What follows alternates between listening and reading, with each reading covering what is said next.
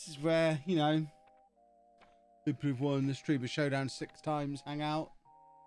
6 times. Can't even count that on one hand.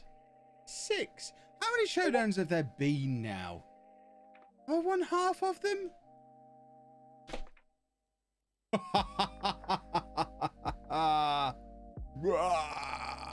How are we all doing? Apologies for the night off last night. I was playing Mass Effect. Gave myself an evening off after the weekend's shenanigans, but I am back and we're going to try and win the Champions League with Sheffield United. Even more ridiculous. Wouldn't that be mad? How are we all doing? Thank you for the subs that are already coming in. Shan and Ava. Oh, I never know if it's Eva or Eva, isn't it? Thank you. Thank you for the subs, boys and girls. Are we all good? Have we all had a nice couple of days? Have we all enjoyed the fact that the Streamer Showdown Twitter still shows Clates as the current champion? They can't bear to have me as their poster boy. I'm too handsome. That's the problem. The router's all right. I think I've discovered what was wrong with the router. I don't know if we talked about it on stream or not. We certainly talked about it post-stream on Sunday night with our little debrief meeting. You know how I may have accidentally leaked my IP address in the vlog that came out on Saturday and then pulled that vlog down and re-released it on Sunday? There is a chance that it could have been someone effectively DDoSing me because they'd found my IP address and they were I need to get to my bleep button to describe them. They were a silly little. So it could have been that, but I now have a new IP address and it's been absolutely fine since then. Of course, if we have problems tonight, then we know it's not that and I'll need to get a new router that can handle the pressure. But I've had this set up for nearly a month now and that's the first and only time there's been any kind of problem with it. So I assume that's what happened. Someone's taken the IP address out of the vlog and decided to be a little wanghole with it. So yeah, it was, yeah, Clates tried to take me down but couldn't. Beagles, thank you for the bits. The Phil Taylor of the FM Streamer Showdown. Is he as handsome as I am? No, we're not blaming Jeffrey. We're blaming whoever decided to be a wang. No wangy hacker can stop me winning the showdown. Exactly. How was the IP leaked? Because I did a speed test and was only looking at the bit where the speed was and didn't look at what else was on the screen and the IP was there. Whoopsie. Silly old Kev, eh? Silly old Kev. What was that noise? There was a noise from somewhere. How did that happen? Was that on the track? It sounded like a voice. I don't think I'm in a Discord at the moment. I don't think anyone should be able to talk to me. That was confusing. I'm so used to hearing voices in my ears when I'm streaming now. That was very odd. When am I streaming It Takes Two again? Maybe sometime this week? I don't know. A lot depends on what happens this evening. If we go and win the Champions League this evening, we'll probably spend the rest of the week finishing off It Takes Two and then figure out what to do for a next save afterwards. If we don't, then I don't know. We'll play it all by ear.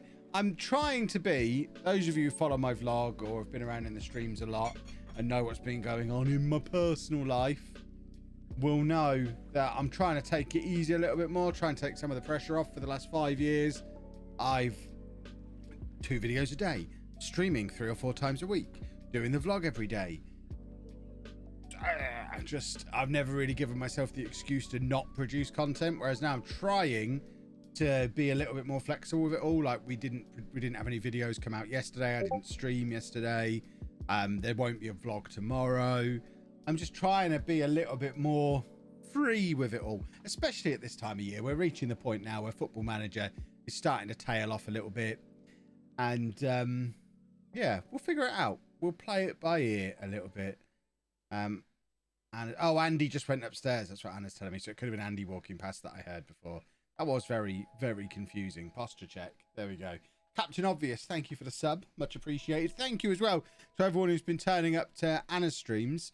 She streamed Biomutant today and all the way through, averaging over 100 people in there as well. So She's still not got affiliate yet because she has to do 7 streams in the first 30 days, I think. Today was stream number 4, so she's got to do 3 more. Affiliate should be an absolute shoe-in. If she carries on with the average viewers that she's had in her first 4 streams, she should be cruising to partner as well, which would be very nice. I don't quite know if the partner criteria accumulates at the same time as affiliate, or if she has to wait for the affiliate to be able to start pushing for partner. But the support on her stream so far has been awesome.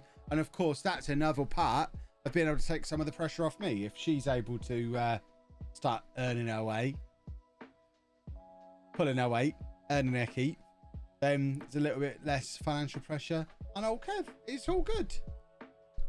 We're all good. No, I mean, not that there's huge financial pressure on it anyway. You know what I'm like. You all saw the what I earned in the last year video. I can afford to have a few days off. It's fine. I've just got to convince myself it's okay. I'm working on it. Should we stop talking about that and start playing some Football Manager? That's probably for the best. Right. As ever, it seems like every time we load this save up at the moment, I'm in the same pickle that I'm in right now, in that it seems sort of familiar, but I don't fully remember what's going on. I think this is like our 4th season at Sheffield United. You can see we're in 2032. We started out unemployed. We passed through Llanelli in Wales. We ended up winning the Welsh Premier League eventually, dethroning TNS. We then went to Clyde in Scottish League One, got them to the top of the Championship, but were poached by Sheffield United just as we were about to secure promotion to the SPL. And Sheffield United were down, threatened with relegation from the English Championship. We spent an absolute ton of money over the last 4 years at Sheffield United. They're a very rich club in game. We've got ourselves into the Premier League. We qualified for the Champions League last year. We haven't actually won anything yet, but we are in the Champions League quarter-final. And it looks like the last thing we did on the last stream, which would have been like a week ago now probably. So the last thing we did on the last stream was beat AC Milan 4-0 away in the first leg of a Champions League quarter-final, which is absolutely insane. Those of you who watch the home save, I've had a few people telling me today, you'll never get young strikers scoring goals. Really? Allow me to introduce you to some of the young strikers of this save. First up, Sergio Tabacaro. I know he's 22 now, but this is his 3rd year at the club. So he signed for us at 19. He's won the Premier League Golden Boot, the European Golden Boot the last 2 years. Scoring at nearly a goal a game in the Premier League for 2 years, having signed for only £9 million. The reason he's not scoring as many goals this year is because we've upgraded him for someone even better and even younger, Sven da Silva. Sven da Silva. Sven da Silva. Sven da Silva. Who signed at 19, and he's got 30 goals from 28 games so far, 47 from 38 in all competitions. 13 goals in 9 appearances in the Champions League this year. But it's not just him. This guy, he signed at 18, and he's a superb wonder kid, deep lying forward who pulls all the strings for us. We've got this guy who's another wonder kid striker, who's now 20. He signed at 18. He's our 5th choice striker. We've got a Brazilian wonder kid who signed for us when he was 20. And now I know they're all a little bit older than Villalobos in the home save, but you got to believe it should be possible to find one player as good as the 5 wonder kid strikers we've got here. Maybe that's the goal. And thank you for the subs that are coming in again. One of them's Clates. Clates admitting defeat with a sub. I think that's what that is. Welcome along, Clates. Jimmy as well, thank you for 19 months. Clates is in for 10 months, which I think is the length of the LOLLUJO era, isn't it? Clates started subbing right at the start of it. Yeah, it's the Clates sub era. 10 months, Clates. That's 50 quid out of Clates' pocket. All those notes he's been taking. This is how you win the Streamer Showdown. Kevy 6 times, Clates. Can you believe it? You better be in the next one. I'm fed up with this discussion that people are having. I need to make it clear that there is no discussion.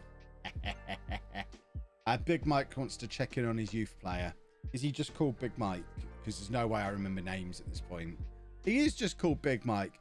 Big Mike of Barcelona. 5'9" Big Mike at Barcelona. who started at Coventry, went through West Ham, now at Barcelona. He's not spectacular, but he has got 17 goals from 24 appearances for England, so that's pretty good. Why is Discord making noises? I closed Discord before we started. What the hell is going on? I cannot get away from Discord sound at the moment. Is it open on this one? It is. It's open on. It was open on both machines, I think. That's ridiculous. Right, we've killed Discord. We don't need Discord sounds. That's probably Clate saying, yeah, I'll challenge you to a duel via Discord, and now we won't know until the end of the stream. Or Ben telling me to stop calling Clates out because he's got a plan. Thomas MCG, probably Thomas McG, I imagine. Jimmy.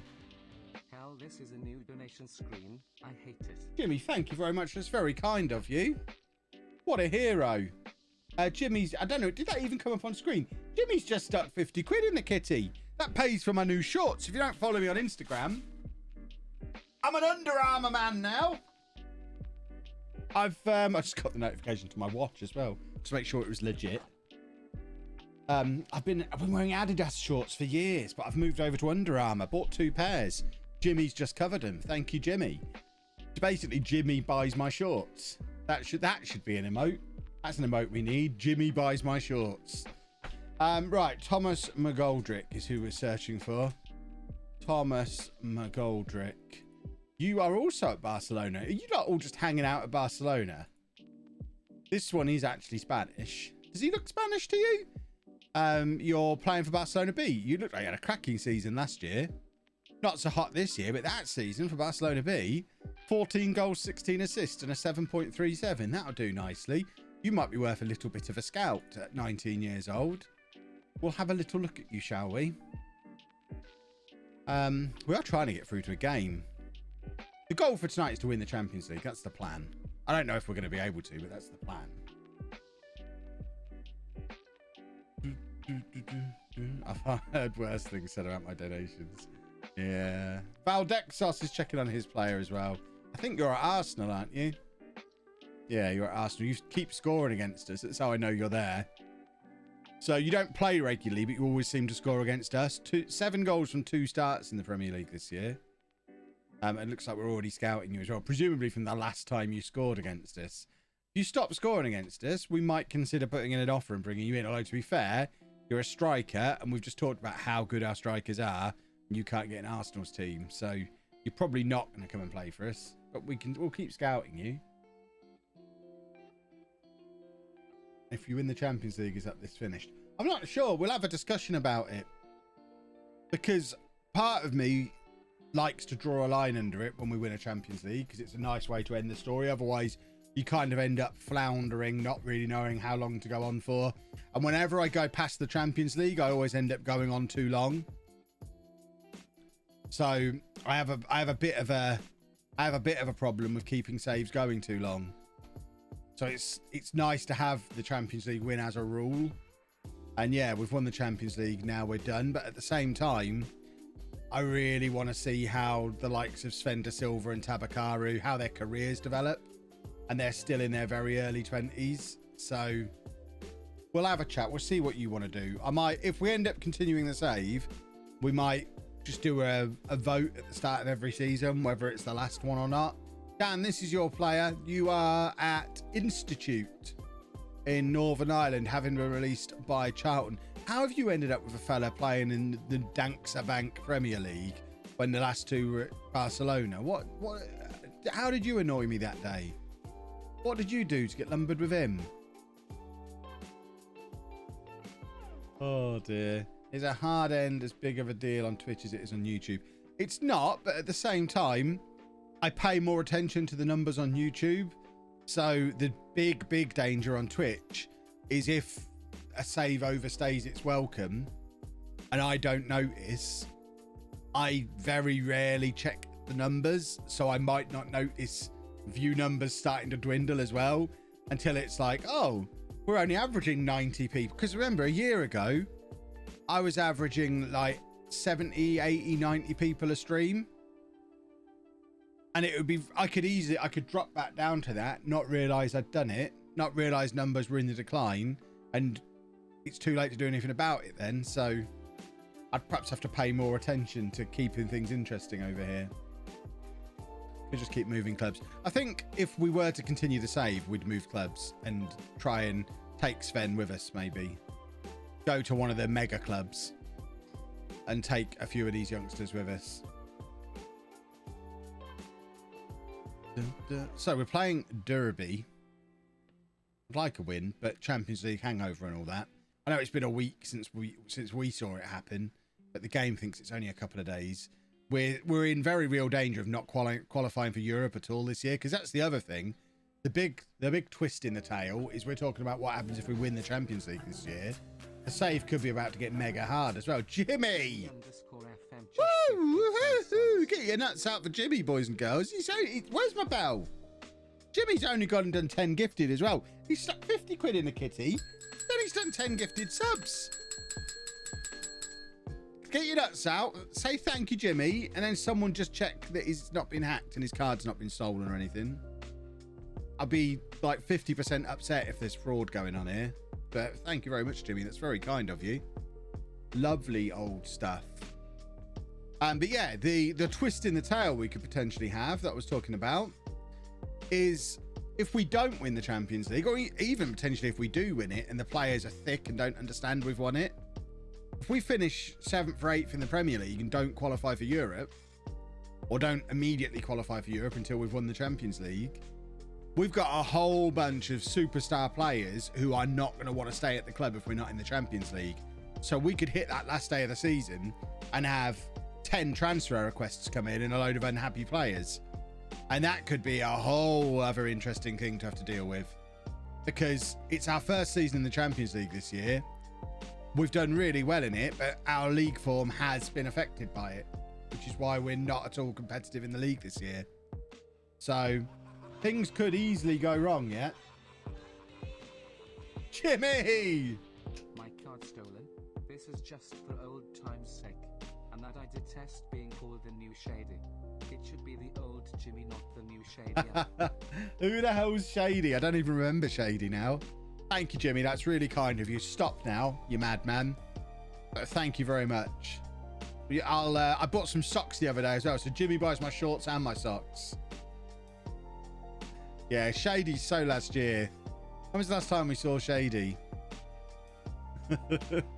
Shady's been faking a broken computer for the last 8 months. Either that or his computer genuinely got broken in a pandemic when you can't buy a new one. I'm not sure which it was.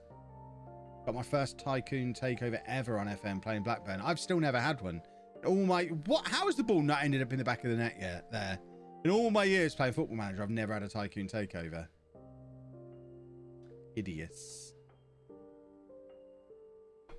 How come we don't see it when you get a cash donation? Because I don't know. I have no idea. We very, very rarely get them these days. And I guess it's just set up. That's a lovely free kick. Look at the state of that. I guess it's just set up wrong. I can try and... I mean, I can sit here and fiddle with it now, but the chances of me getting another one in the next month are fairly slim. Because it's not really... I don't really know how it works on other people's streams these days, but certainly around these parts, cash donations aren't really a thing anymore. We're all about the gifted subs and the bits. You like to make sure Bezos gets his cut. I am having a little look to see if it's a quick fix. One moment. Because Jimmy deserves to have his moment in the sun for throwing all the money at me. I've got too many overlays on Stream Elements, but I don't actually know which one I would need to edit to check. Right, this is the one and only thing I'm checking. I'm looking at my alerts. I'm going into the settings on my alerts, and theoretically there should be a visual. Oh, hold on, that's why there's no image set. Why the hell is there no image set for that? I can see what's wrong, but I don't know how to fix it right now. So if you remind me at the end of the stream, I'll try and get that fixed for the next one. I don't know why. Name a player. I mean, to be fair, the rule always used to be £50 donation, you get a player. So Jimmy can have a player. Mods, can we add Jimmy to the list? Add Jimmy to the list. You have always preferred direct donations, sometimes in the form of beverages. Jimmy once sent, you know those big Amazon pantry boxes? He once sent us 2 of them full of Dr. Pepper. It was like 3 months supply of Andy's Dr. Pepper. Jimmy's a hero. Ah, what's happened here?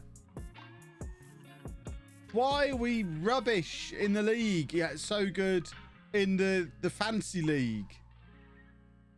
We got the text to say how much showing up top right screen. So yeah, it's that there's no image on it for some reason. I think it's because I used to have the Ted DiBiase GIF, and I guess that GIF has disappeared for some reason. But I can fix it if someone reminds me to fix it. Evening, Kev. How are you doing? I'm doing very well, thank you. How are you? I'd be doing better if we could beat Derby away from home. We beat AC Milan 4-0 away from home in our last game. Now we can't beat Derby. The Champions League hangover is real. Never let anybody tell you otherwise. Anyone who tries to convince you there's no Champions League hangover in Football Manager is a liar. Or they've just never played Football Manager. Take off Diaz because he was tired before the game. Now it's his fault you conceded a goal. But we spent 72 million on him. Nothing can be his fault. But we will take him off. The problem is lack of quality cover for him, but it does make sense to take him off. We're going to bring him on as well. There's a lot of very tired legs. Let's get Wong D on. Wong D! Let's get him on. There we go. Come along now, boys. We've got Moino on as well. Triple substitution as we look to get ourselves back in the hunt for European places. That's the plan.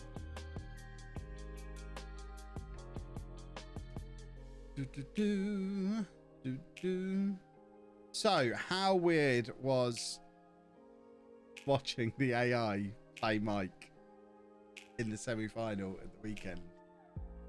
Probably not as weird as it was for me. But how, I mean, did anyone actually believe we'd make it through to the final when that happened? I assume you all heard the interview I did on the lowdown afterwards. I wasn't exaggerating. One moment.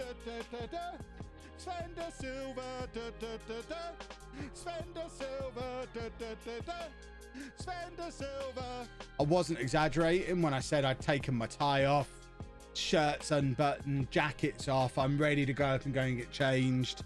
And then it became clear that we might actually go through. And I'm sat here at my desk trying to do my bow tie. I mean, it's not a clip on, but it's one of those that you wrap around. It's not a proper tie. You hook it and sort of, there's a latch. But I'm trying to do that with no mirror. I need to get back into Kev Showdown mode. I've got to get the stream back up and running. I was done. And then Mike couldn't beat the AI. Adorable. It was a tactic change as soon as the game started. I mean, that was all part of the plan. That was all deliberate. We knew that was the plan. I told him to do that. But if I ever disconnect, shut up shop and wait for me to come back. Right, well, we've actually managed to pick up a win there, which is handy. It does just about keep us in touch with the European places. We're not going to qualify for the Champions League again through the league, I don't think. Unless something remarkable happens. I don't know if qualifying for the Europa League is going to be enough to keep the likes of this guy at the club. When you look at who's chasing him, there's going to be a lot of pressure to accept offers for him in the summer. He doesn't have a release clause, but with that number of clubs coming in, and if we're not in the Champions League, it's going to be really, really hard to keep him at the club. And I think there's probably a lot of players who fall into that category. It was fun to watch the lowdown lose their minds over it. I haven't watched it back yet. I keep meaning to, but there's a lot of content gets produced over a showdown weekend, isn't there? An awful lot of content. So I watched the breakdown last night. I hope you saw my heel promo at Clates on the lowdown last night. On the breakdown, sorry. The hoedown. And I haven't watched the lowdown, but I will do. Just haven't had a chance to yet. Can check on player. Kev redeem. What? Is Fleming telling me he's redeemed? Check on a player. Jimmy, 5 more gifted. Jimmy, thank you, thank you, thank you. Jimmy is on a mad one. Thank you, Jimmy. Get your nuts out from me again. I know your nuts might still be out from the last time he did some gifted, but Jimmy is going for it this evening.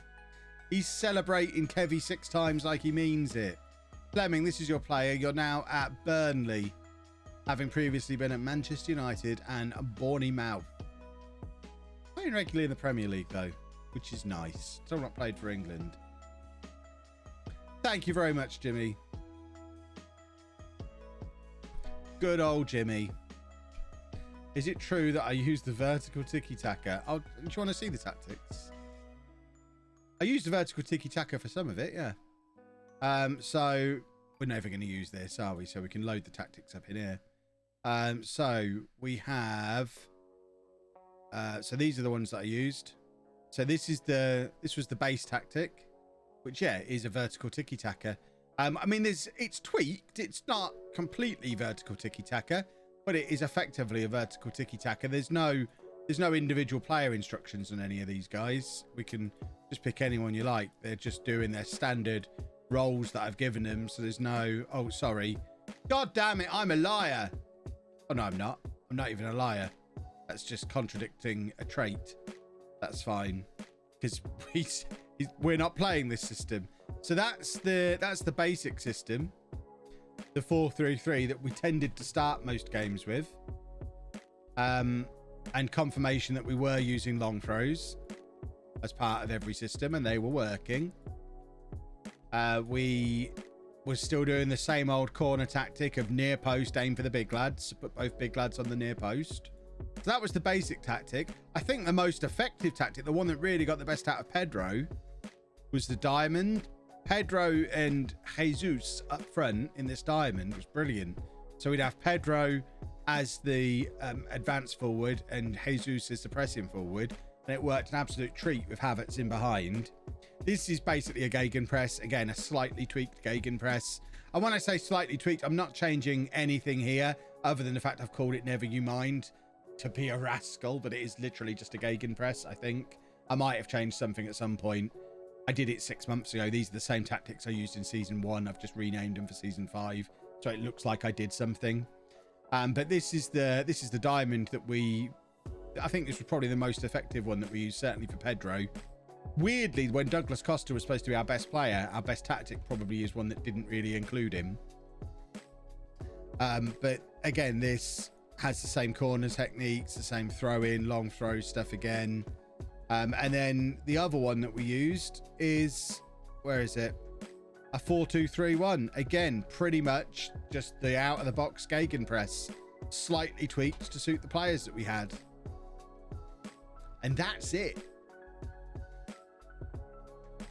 That's it. Oh, there you go. Apparently, all I've added to the standard one is play for set pieces. See, I can't even remember what I've tweaked. It was so long ago they were tweaked. I know it's not a lot. So there you go. It's had play for set pieces added to it, which is, I mean, you've got to go for your set pieces in Showdown. Although, interestingly, I think we only scored 2 corners all weekend. We got maybe 4 or 5 goals from long throws, but none of them were directly from the long throws. It was more a case of long throws causing havoc that defenders weren't dealing with properly. And it would be like the 3rd or 4th player who got the ball after the long throw. So kind of indirect long throws is what we were calling them. But yeah, it's pretty much the standard tactics, just tweaked to the squad that we had. And when I say tweaked to the squad that we had, we don't have to tweak very hard because we drafted for these systems. You'll notice that with I would make sure that my strikers could play on either wing, my attacking midfielders could play on either wing or in central midfield. My wide players could play either side or in there or maybe up there. At any point, the 11 players on the pitch could always switch into any of the 3 without having to make a substitution. And that's a deliberate thing as part of the draft, making sure that you can switch between the systems as you notice the game isn't going your way. So there was, I think it was the quarterfinal against Luke. We started quite slowly and quite early on, switched from the 4-3-3 to the diamond, and it changed the game. Because if you go in 20, 25 minutes in and you're not making a breakthrough with the 4-2-3-1, I'll switch it to the 4-3-3 and try that for 20 minutes. And then I'll switch to the diamond and try that for 20 minutes. All three tactics are in from the start, so they've all got full tactical familiarity. They're all being played constantly throughout the group stage, so everyone's still fully tactically familiar with them for the knockouts. And it means once you get to the knockout stage, you just have to pick the 11 players, and then you've got 3 different systems that you can change to at any point mid-game that everyone's completely familiar with, and it all work in slightly different ways. It's simple. Right, we're playing Milan. We should probably make sure we go back to this system, which is the one that we use with Sheffield United, because why not do a 4-2-4? Is it this one? Yeah. I don't know why it's still called Kettering Final Tactic. It's a long way from the Kettering Tactic now, I think. I've just not renamed it.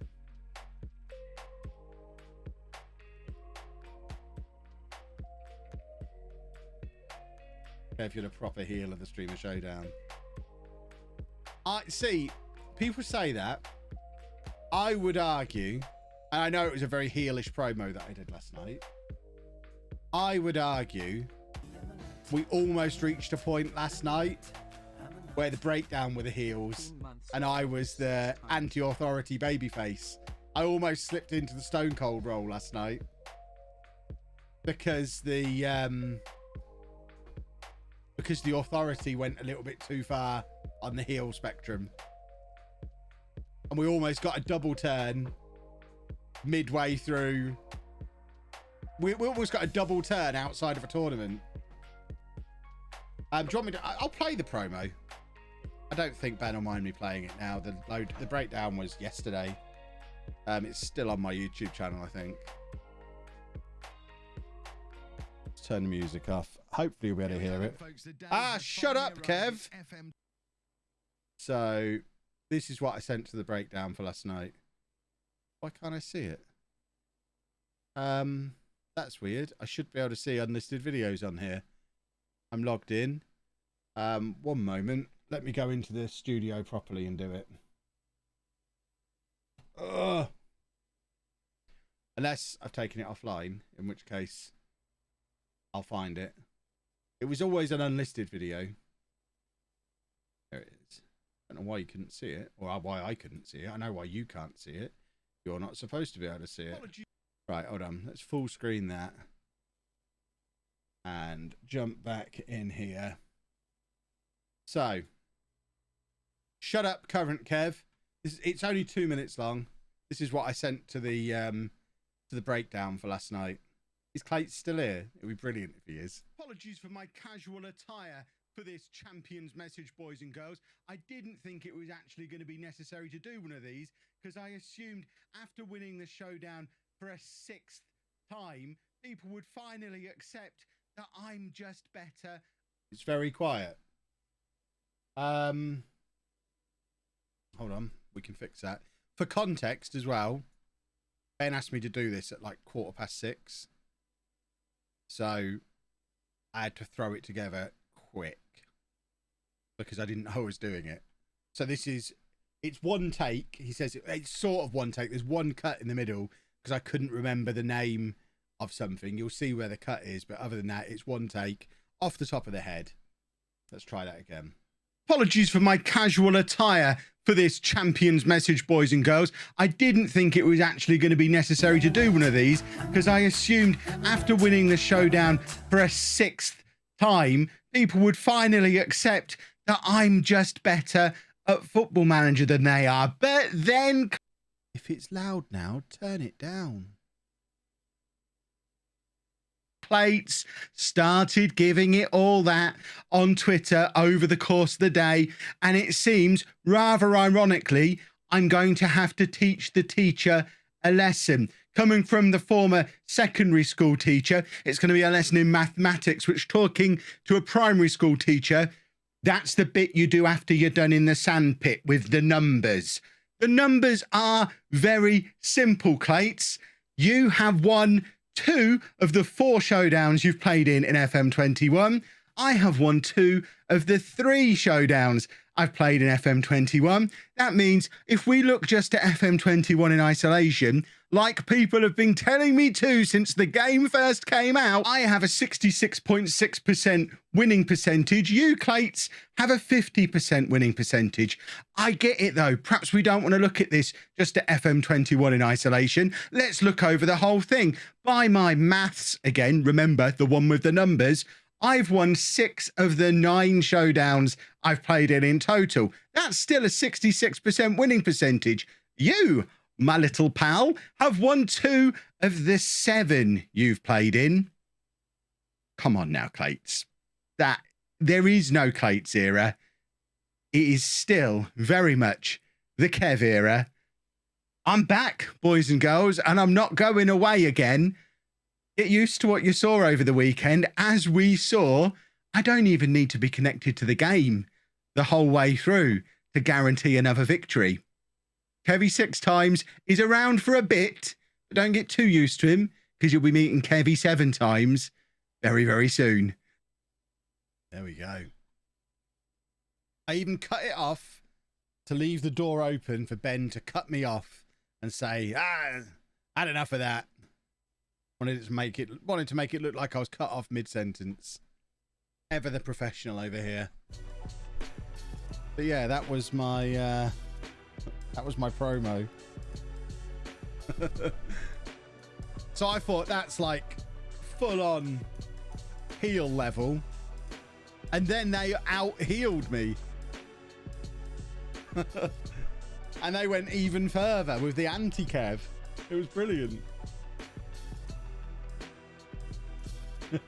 So who knows? If we're not careful, we're going to get to the point where nobody likes any of us because we all come across as arrogant toads. I was a computer science teacher.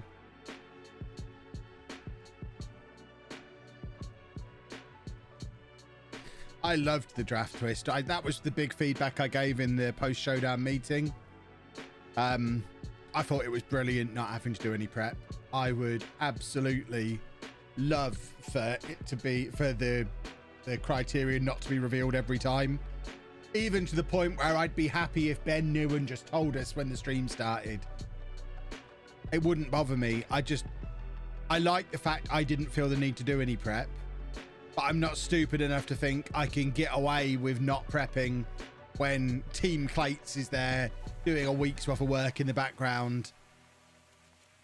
I obviously have to do my bit of prep then, don't I? So I'd quite like there to be no opportunity for anyone to do any prep because it levels the playing field a little bit. And on a level playing field, the cream rises to the top, boys and girls.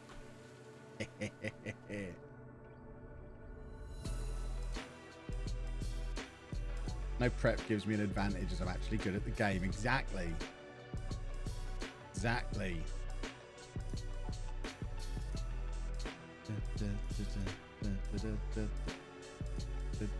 Oh, there's always going to be people who get a little bit silly about it.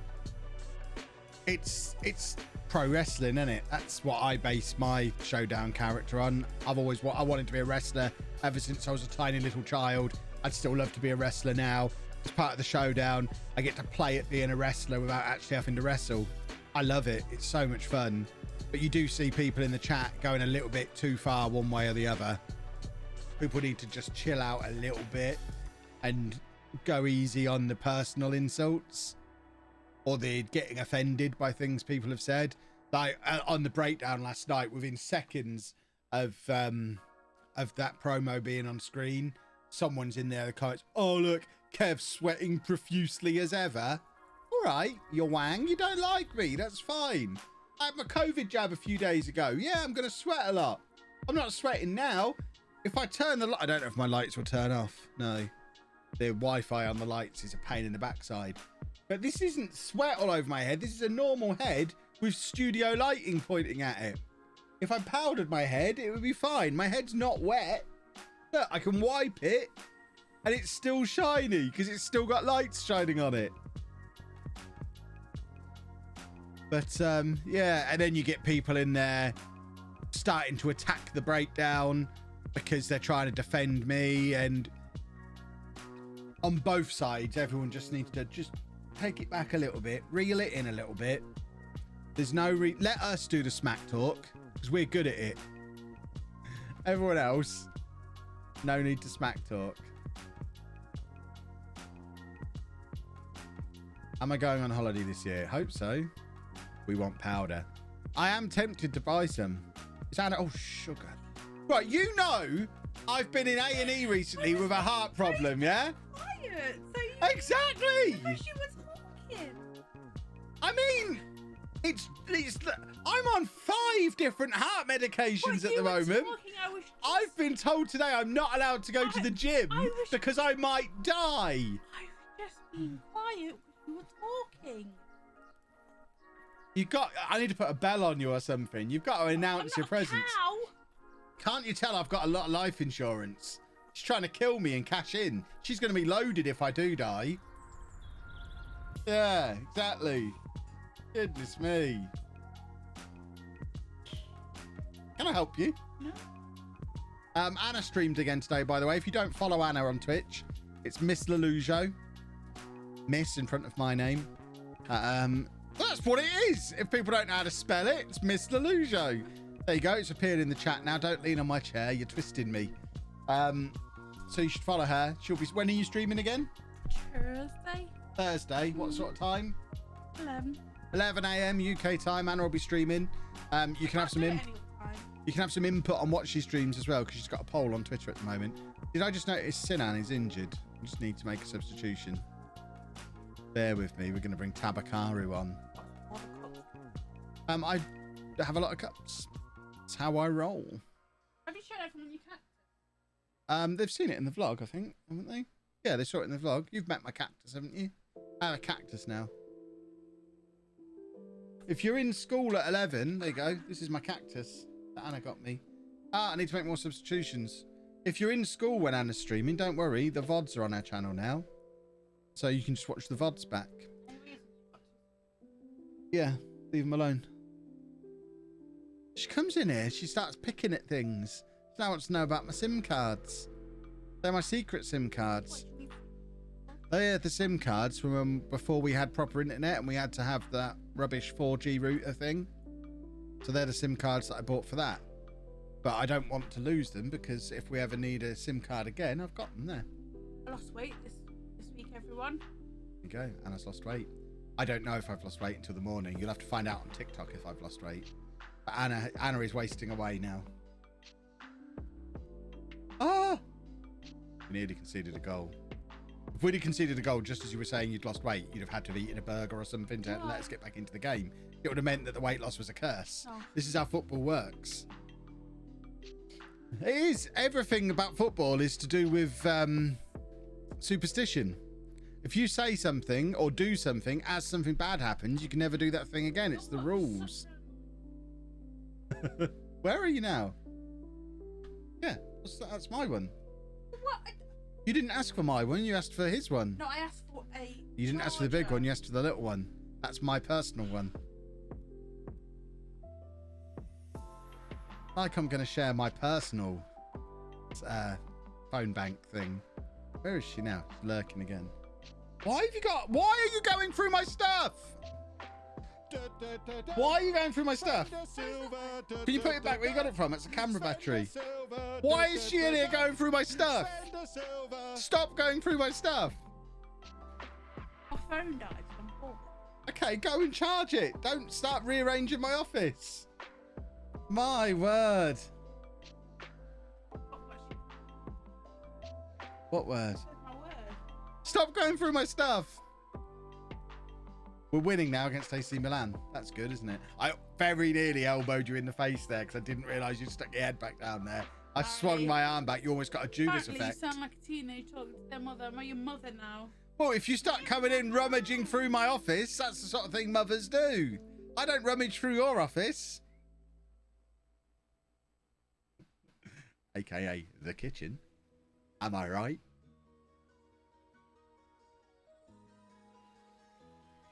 I do all the cooking and kitchen stuff here, so that's not even right. He is a liar. What did I spend the afternoon doing? Cleaning the kitchen. Yeah, I do all the cooking, you do all the cleaning. I think that's reasonable. You have to come off What do you mean I have to come off it? it. You've got to speak louder. People won't be able to hear you. Why do I have to stop streaming? Wait, you wait until you're on like. I'm gonna. Can somebody charge Anna's phone? Didn't you just have a power bank in your hand? Can't you use that? Stop leaning on my chair! Ah! Oh my word! Oh, has she got? Oh God! Stop sneaking up on me! I can't see. Are you glaring? I can't tell. Am I gonna have to turn my head? What's up? She's got the look on. Why have you got the look on? I don't understand what's going on. Oh dear. Ladies and gentlemen, boys and girls, that was Anna, aka Twitter's own Miss LOLLUJO. Make sure you follow her, and she's streaming again 11 o'clock Thursday morning. You can watch me terrorize her stream like I did today. That's basically that's the new meta for mine and Anna's streams. She's going to disrupt mine as much as possible. I'm going to disrupt hers as much as possible. We're basically going to get to the point where we take over each other's streams, and she'll just be sat here in the evenings playing Football Manager, and I'll sit there during the day twiddling on a PlayStation, and then it'll just start rotating back round again. It won't be like a clock ticking round. You'd have to time it just right to catch either of us doing our own streams. Did I say Twitter's own? I meant Twitch's own. Twitch's own Miss LOLLUJO. She is Miss LOLLUJO on Twitter as well, though. Never cross streams. It's all right if you live together, I think. Oh dear. What leagues do I have loaded? Loads of them. Loads of leagues. Hello, Anna.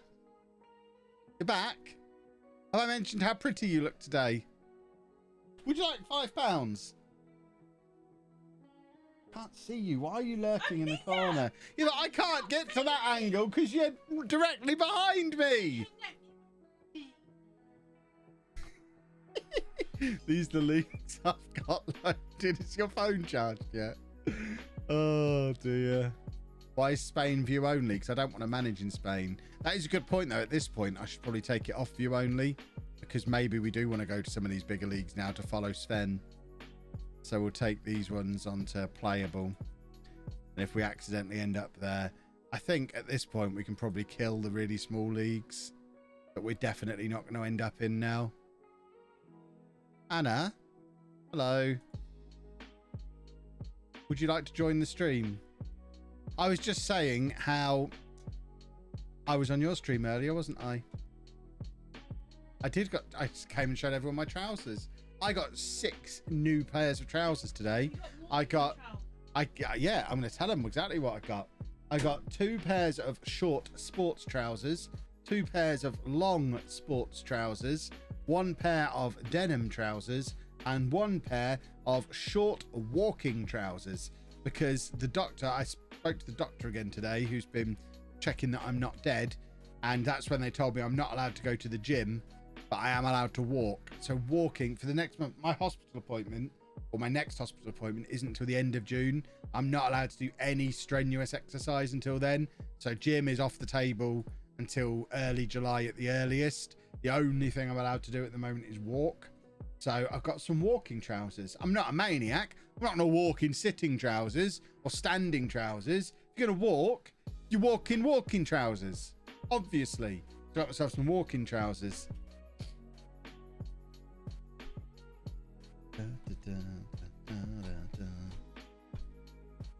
So walking and eat green things for a month. Well, I don't have to eat green things. That's the thing. They've not actually said I have to lose weight. I've done that off my own bat. Or what have you found? Oh, excellent. Found Borderlands. Does that include under the desk cycling? You know what? I didn't ask. I would suggest I probably shouldn't do that. I guess I can do it gently, but I can't like build up a sweat.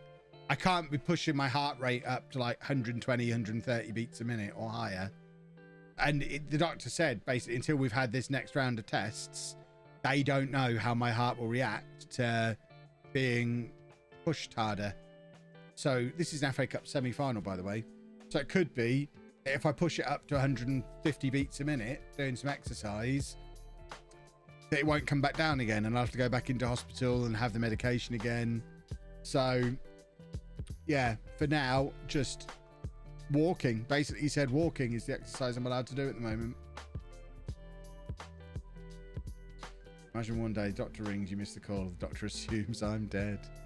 I don't know that they'd assume on the first missed call, probably a couple of missed calls, they might assume I was dead. I'd like to think they'd knock on the door and just check. Is he dead?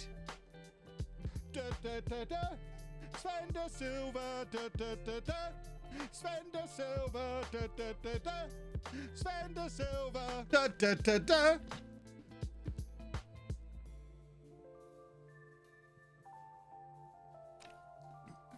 Yeah, I'm hoping by the time I have that doctor's appointment at the end of June, that I'll have lost a stone or something along those lines. That's the plan. My partner has Wolff-Parkinson-White syndrome, essentially an extra electrical pulse in their heart, proper scary. They said exactly the same to her. Don't exercise under any circumstances until they've seen the cardiologists. Yeah. So it's frustrating because, like I said to the doctor today, I literally paid a year in advance at the gym less than a month ago. I've been twice. So I paid the full year up front. I've been twice and I've already missed 2 weeks. I've got to miss at least the next 4 weeks, and there's no guarantees I'll be allowed to go back after that. That's after a year of not being able to go to the gym because it was closed. Anna's phoning me. You're on speakerphone. Please do not swear. Are you dropping any frames? I am not dropping any frames, no. Should I be? Oh, no. No, I did. Oh, okay. It should be fine now. The only reason it was a problem the other day is because we were being DDoSed. I think we'll be fine. If something goes wrong, I'll let you know. But while you were streaming this morning, I was uploading all of today's videos. So I think we're fine now. Everyone say bye-bye, Anna.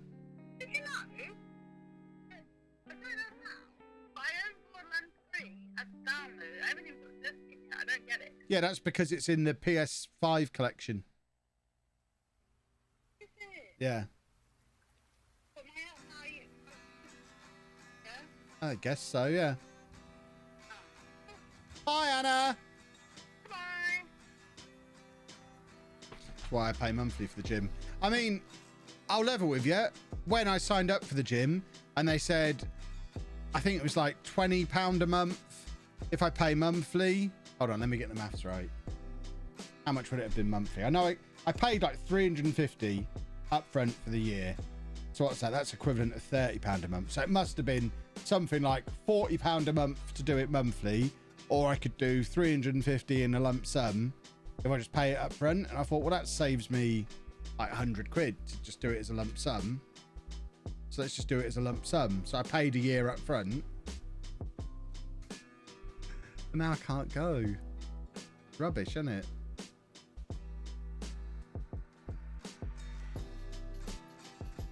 This is how we need to do the Anna mic. Have her call you when she comes to the door. An intercom system would be awesome. Looks like we might be coming back to Wembley for the FA Cup final, boys and girls. 3-1 up after 25 minutes. Contact the gym. You may be able to put the contract on hold for medical reasons.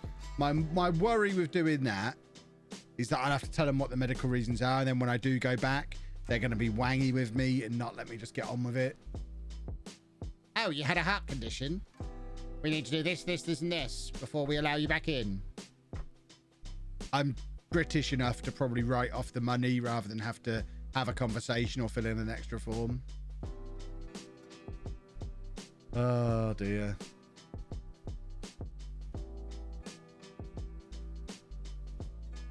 Are gyms in the UK expensive? I don't know. Do you consider what I just described expensive? £350 for the year? I don't know what that would be in whatever flavour of pennies you partake in.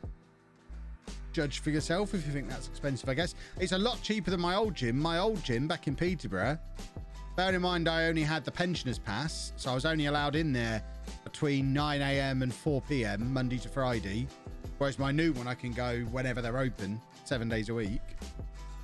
But yeah, 9 a.m. to 4 p.m. Monday to Friday. And I think that was about £45 a month at the Bannatyne I used to go to in Peterborough. So that was much more expensive than the one I'm at now. Can't you just turn up and use a vending machine? I mean, I could just go there and walk on the treadmill if I really wanted to get my money's worth, I guess.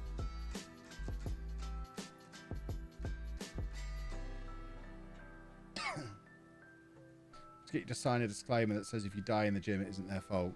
It is their fault. What if a weight machine collapses on me? What if the guy on the next treadmill along stabs me in the lung? This would all be their fault. I'm not signing a form like that. The gym branch I used to work in was £75 a month for off-peak. That's expensive. How do people even justify that? That's crazy expensive. People must really want to go to the gym if they're going to pay that kind of money for it. 450 euros for the year, £42 a month in my gym in Ireland. That sounds roughly like what I'm paying, I think, isn't it? Do they have a steam room or hot tub? New one, no. Old one, yes. And plus, I'm not supposed to use stuff like that anyway because of my blood pressure. So I imagine that would be another thing on the list of things I'm not allowed to do. I wouldn't be allowed to... No hot tub stream because I'm not allowed in hot tubs because of all the medication I'm on. Hot tubs lower the blood pressure. And because I'm already on 4 different medications to do that, my blood pressure could go too low if I go in a hot tub as well. Actually, having a walk in the gym might be safer as they have defib machines. It's a good point. Would I pay double for it to be a lot closer? I mean, it's a 3-minute walk from my house. That's why I'm at this gym. I sat there and had to ponder for a while. Did I want to pay more for a different one that had like a swimming pool and the saunas and all the health club stuff? So I could have gone to a health club about a 15-minute drive away, which is what I had at the old place. My old gym was about 15 minutes from home. It was a health club. Like it had a cafe and all that kind of stuff. This one is real basic gym. It's just a weight room and a few ropey old treadmills and a few exercise bikes. No thrills. But it's cheap and it's 3 minutes away.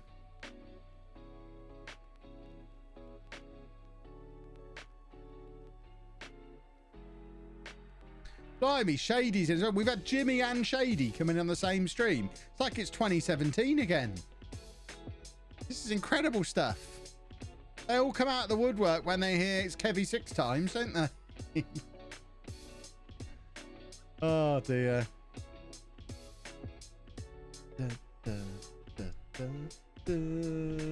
Glory hunting. Yeah, exactly. They've been in Clates' stream for the last 2 months. That's where they've really been. Now they've come back. Now they've realised who the true hero is. Hey, Shady, not only has Jimmy been here, Jimmy was in for 20 minutes throwing money around like the old days. Donations, gifted subs. It was crazy. It wasn't just ordinary Jimmy. It was crazy Jimmy was back. It was beautiful. Yeah, Jimmy came in, paid my rent for the month, bought me a new car, and then left. It was mad. 5-1. There's not even any competition here, is there?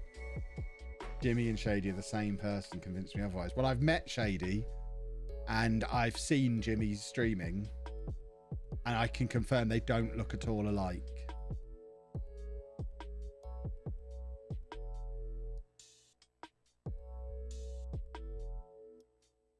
Plus, they used to constantly compete with each other for, I don't remember, would it have been, I don't know if it would have been gifted subs back in those days. Were gifted subs a thing back then? They would always try and be top of whatever the league tables were. Oh, of course, we had the little thing on the screen, didn't we? Where we had the stream leader or whatever it was called. That thing was cool. I can't remember what it was called. Was it called Donation Wars? The bit bar. Is that what it was called? Yeah, that little thing on the screen. They would both constantly want to be on that. Oh, those were the days. That's how I went full time. Does that still exist? Why do I not still have that? That was a brilliant idea. Stream Elements. Do you have one of those? I think that was a Streamlabs thing. I might have to go back to Streamlabs. Encourage some friendly competition. But yeah, that was mad back then. That basically paid for my PC. Hydrate, I shall.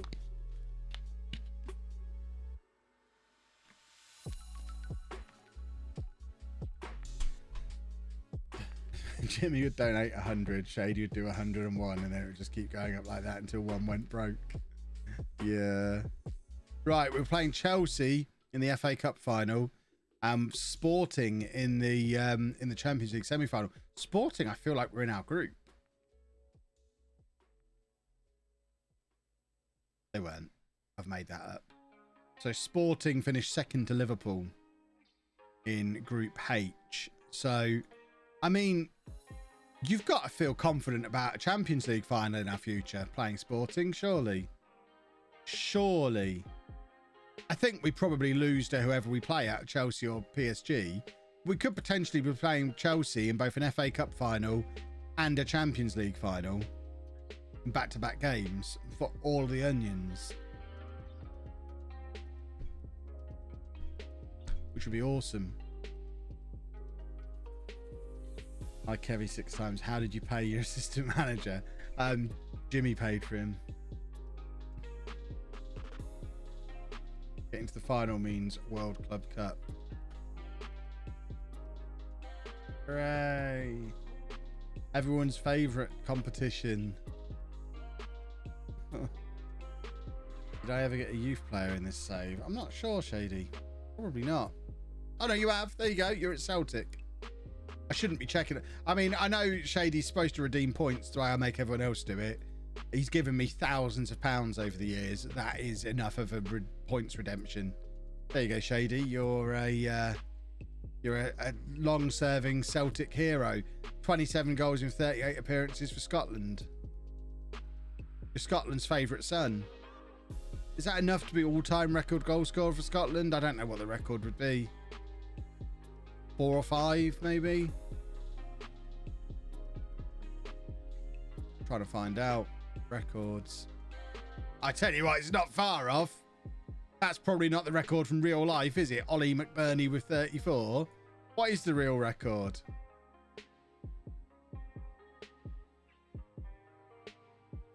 So Shady's going to become Scotland's all-time record goal scorer. If he's already on 27, McBurney set the record at 34. Within a season or two, Shady's going to be Scotland's all-time record goal scorer. Wow.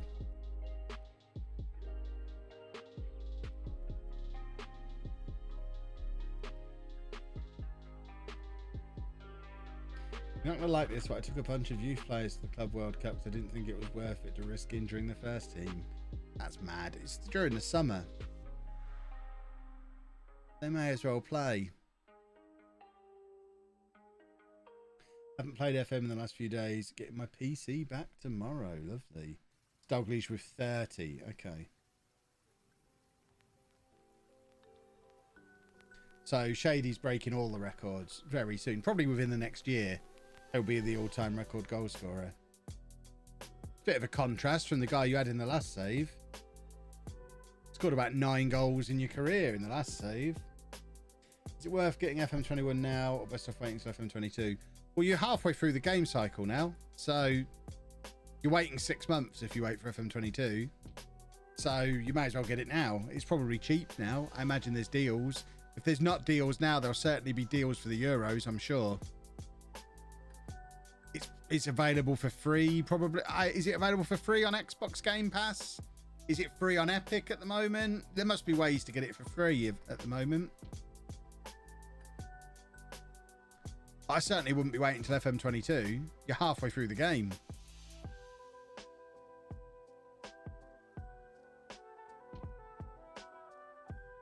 Summer without international tournaments is for players to rest. Players don't have to rest. I don't get a summer off to rest. Why do footballers get a summer off to rest? I have to work all year round, so can they. They can have a week in Bournemouth in May. That'll do them. Then they can still go to the Club World Cup. There you go. It is free on Game Pass. So if you've got Xbox Game Pass, which you can pick up very cheap, or you certainly could at one point, I don't know if you still can, you could basically get it for £1 at one point for multiple months. And then just use it for Football Manager if you've got no interest in any of the other games. I was going to redeem my player checkup, but it's unavailable, out of stock. Yeah, I have it limited, so only a certain amount can be done per hour or so, just so that we're not constantly doing them.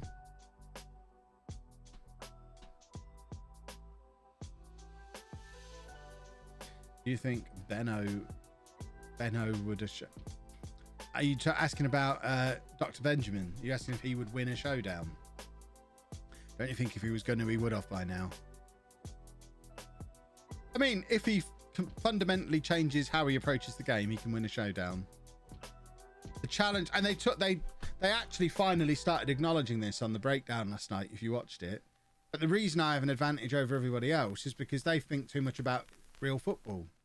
They forget they're playing a video game, and they try and do real football things, and their real football biases and preferences come in. Whereas I'm just playing a video game. These are just video game characters.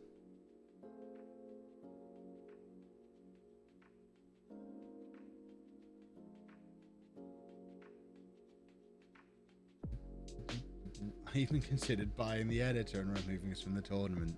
You're a madman. The Club World Cup's fun.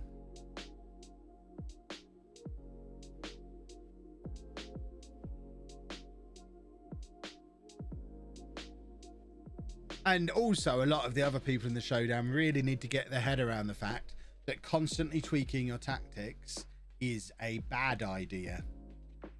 You shouldn't be changing your tactics before every match. You shouldn't be tweaking your tactics constantly mid-game.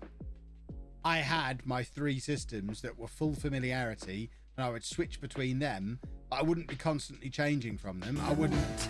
Oh, that's loud. I wouldn't be randomly moving players here, there, and everywhere, and constantly trying different things like you might do in real life, because that doesn't work in Football Manager. Kyle, thank you for the sub. 18 months, eh? Apologies if that was super loud. I've turned it down a little bit now.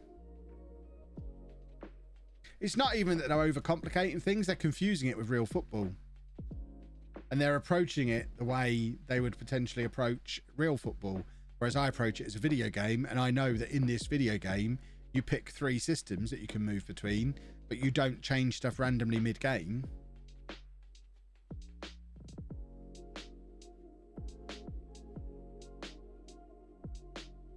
Those are the best words that have ever left your mouth. Which ones? They always spend too much on a couple of players in Kev Build's team, not superstars. And then they went the other way this time. I mean, I said to you lot, it was round 2 of the draft. I said on the stream, we're not going to spend all our money here. And I sat there and said, I don't know why they're going for budget picks. Looking at the player pool, we're all going to have money left.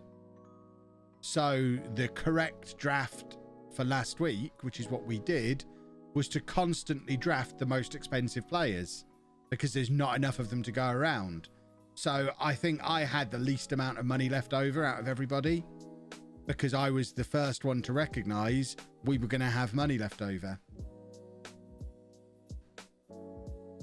So while they were there looking for players, I was looking there, I was trying to find the edge on the draft.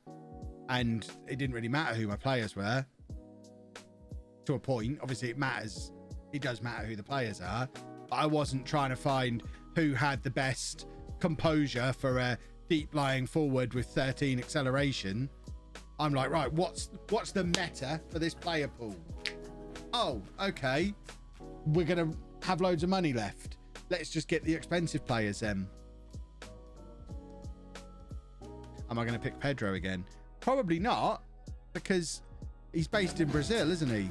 So the chances of us having Brazilian players loaded again, or the Brazilian leagues loaded, are probably fairly slim. It's coming home. I doubt we'll see Pedro ever again.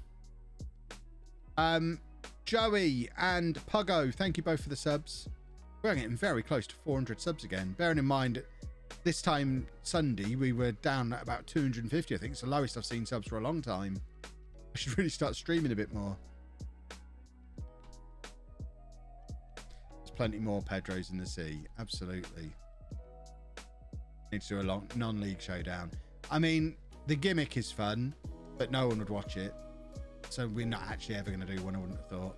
I'll never say never because I don't make the decisions. But when that squad thing that people put out showing who's drafted who, the thing that's all over Twitter for days before the showdown happens, no one's going to watch if they look at that and have never heard of any of the players. Is Amazon Prime thingy still a thing? Amazon Prime thingy is still a thing. If you've got Amazon Prime, you can do a Twitch sub for free.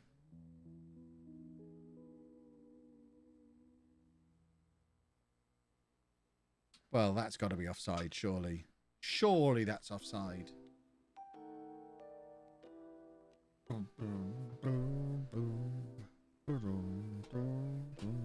Georgie, I am well, thank you. I'm always well. Just don't ask my doctor. They don't know anything. What does my doctor know about how well I am? Oh, dear. Tell you what, folks, I made a discovery last night that shocked me to my very core.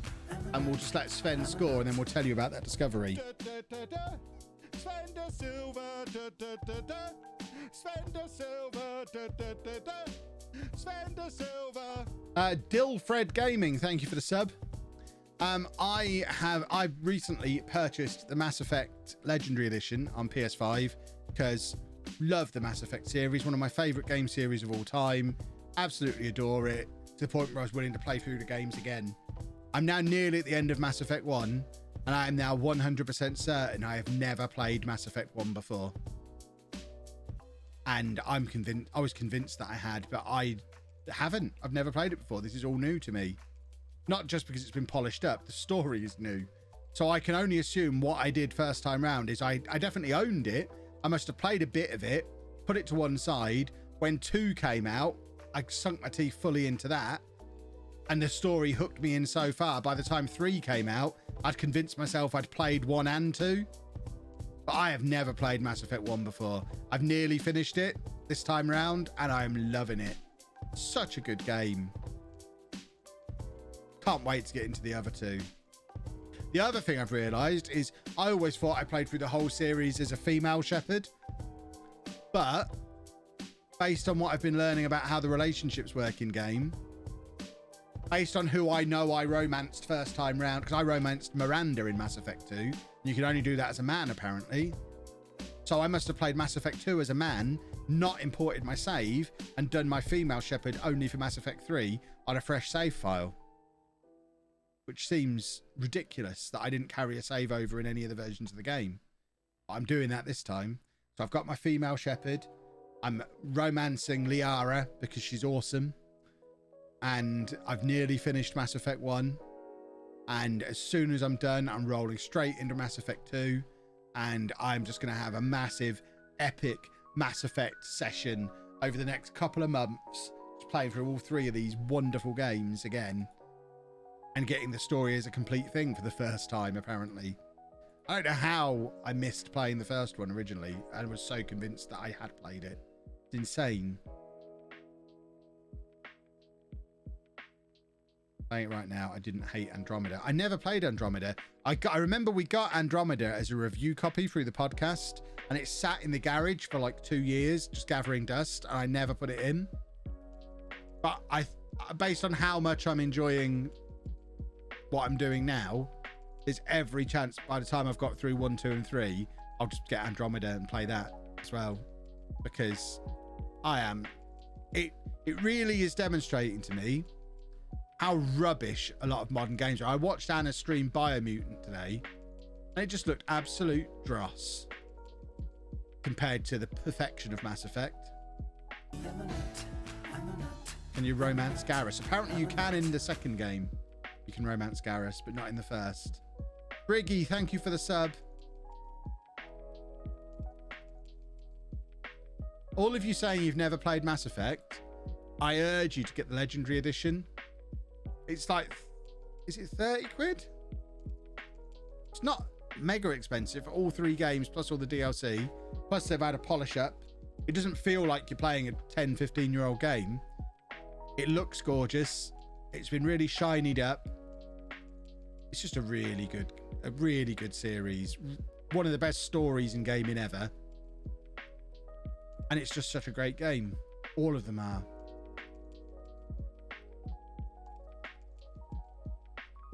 What do I think of the England provisional squad? I don't really know anything about England players. I think I've just pressed the wrong button there. I don't know what team talk I've just done. I haven't heard of some of them.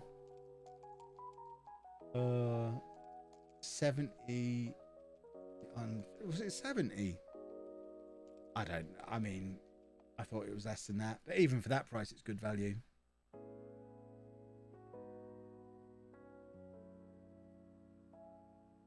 Have I got a sponsor for Mass Effect? No. Wish I had. Kind of wish I'd started streaming it when I got it.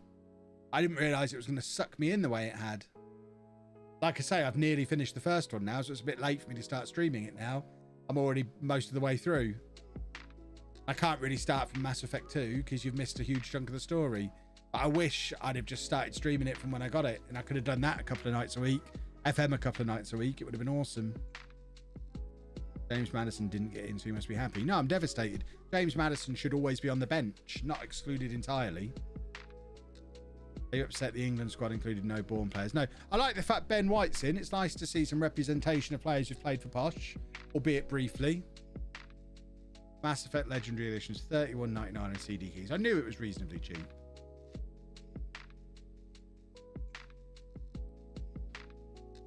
A little bit surprised not to see Ivan Toney in the 33. And I'm only semi saying that tongue in cheek. What game have you played? Never thought you'd enjoy and be hooked. Hold on. What game you played? You're going to have to rephrase that. I'm not sure what you're saying there. Would I play Detroit Become Human again? No, because it's so story based. And I know the story now. I would pay good money to watch you play out at the park baseball. I mean, it'd have to be extraordinary money because it would bore me to tears. I'd need to know I was earning the highest hourly rate I'd ever earned in my life playing that game.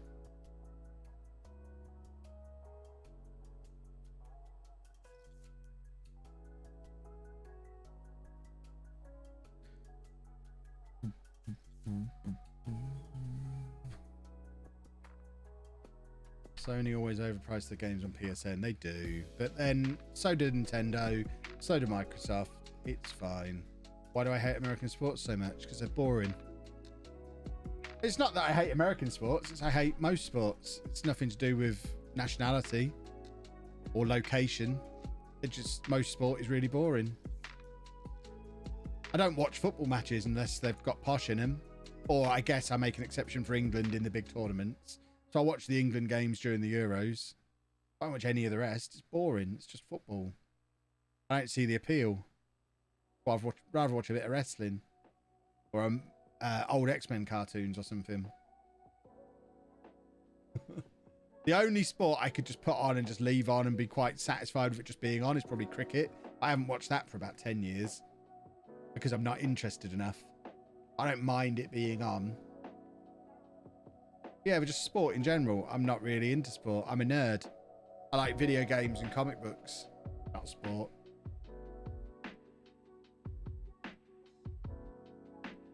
I've watched anything new lately that I recommend. The best recent thing I've watched is Invincible on Amazon Prime. If you haven't watched Invincible yet, you've got to. It's brilliant. It's based on a comic book by Robert Kirkman, the guy who created The Walking Dead. and it is the most over-the-top, violent, crazy animation you will ever see. It's like the 90s X-Men cartoons, but with swearing and loads of blood.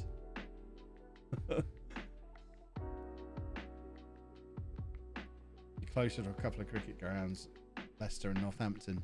I drove past the Leicester Tigers ground the other day. I didn't realise they had a real football ground for playing rugby in. They take their weird sports far too seriously over here in the Midlands. Very odd. The idea of a stadium to play rugby in baffles me. Just play it on a bit of grass. No one's going to watch. It's rugby. Oh dear. Is wrestling a sport? No.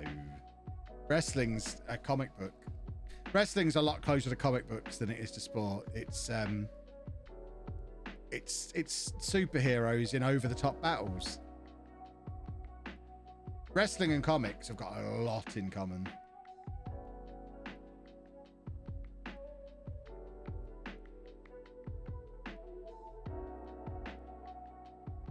Be floored by the size of our American stadiums. I mean, I get it. They're big. I don't know that I'd be that bothered. Don't see much from the back, do you? Not a lot of point. What about a stream of Anna play the Avengers game, which is apparently not bad? Oh, it is bad. It's very bad. Wrestling has lots in common with soap operas as well. Only in so much as it's over the top, ongoing storytelling. I would say it's got a lot more in common with comic books than it has with soap operas.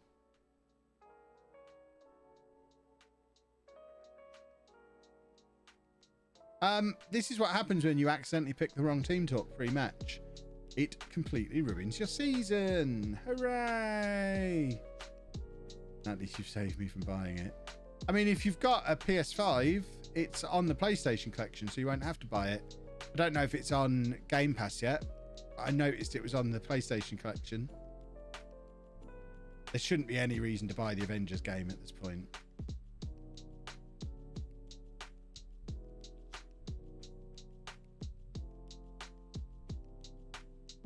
There you go. It's on Game Pass as well. So yeah, it's on both the major consoles for free. Do not be buying the Avengers game. Try it out for nothing. Realise it's dross and move on quickly.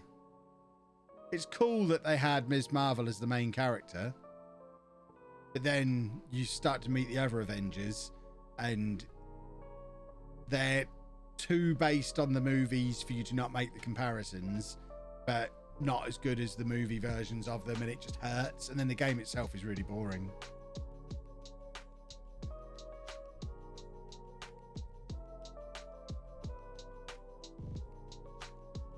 Right. Well, that's problematic because now we go straight into the sporting game, having been battered by their reserves.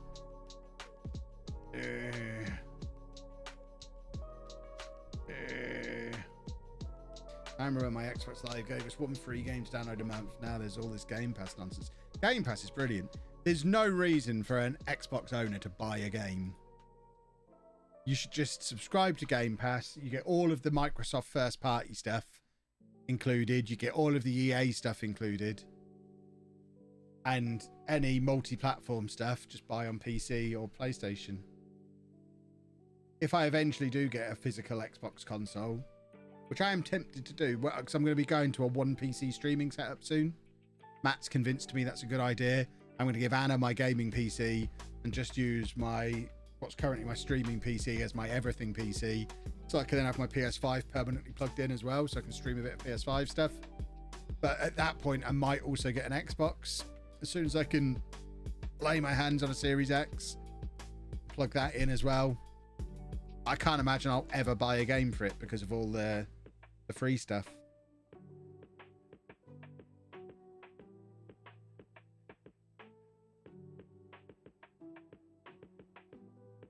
Can you play offline with non-physical Xbox and or Game Pass? You can play the games offline, yeah, but it needs to go online to check you have the license to play them. But that's the same with everything. That's not unique to Xbox, I don't think. It baffles me. I can't understand anyone having a super duper top of the range current generation games console that's not connected to the internet, because you're not getting the functionality out of it. You may as well not bother if you don't have it on the internet. Quite apart from anything else, most games are going to be unplayable, so you won't get their day one passes. The day one, not passes, updates. So yeah, if you're not going to have an internet connection, don't bother getting a new console, either of them. I can't play all the Xbox games on my PC anyway. I can. The reason I'll get an Xbox if I go down to a one PC setup is that if I'm streaming a game, like an Xbox game, or recording an Xbox game, I don't want my PC to have to do the video rendering and the gameplay at the same time. So if I go to a one PC setup, then I'll get an Xbox for if I ever want to stream Xbox stuff, just to keep some of the, so that I avoid melting my PC, basically.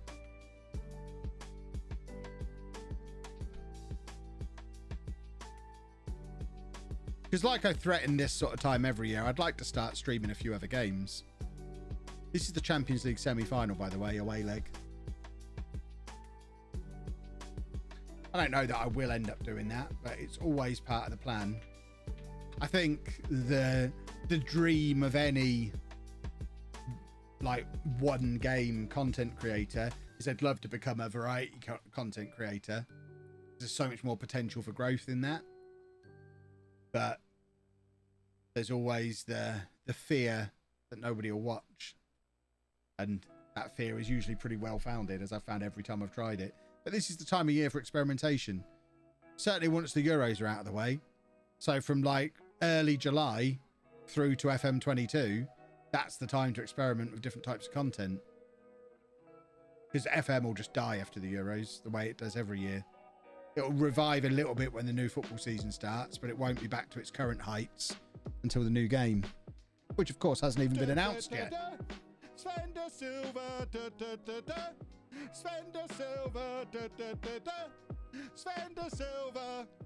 Maybe try a second channel for different games. I wouldn't put different games on YouTube. I'm talking about streaming.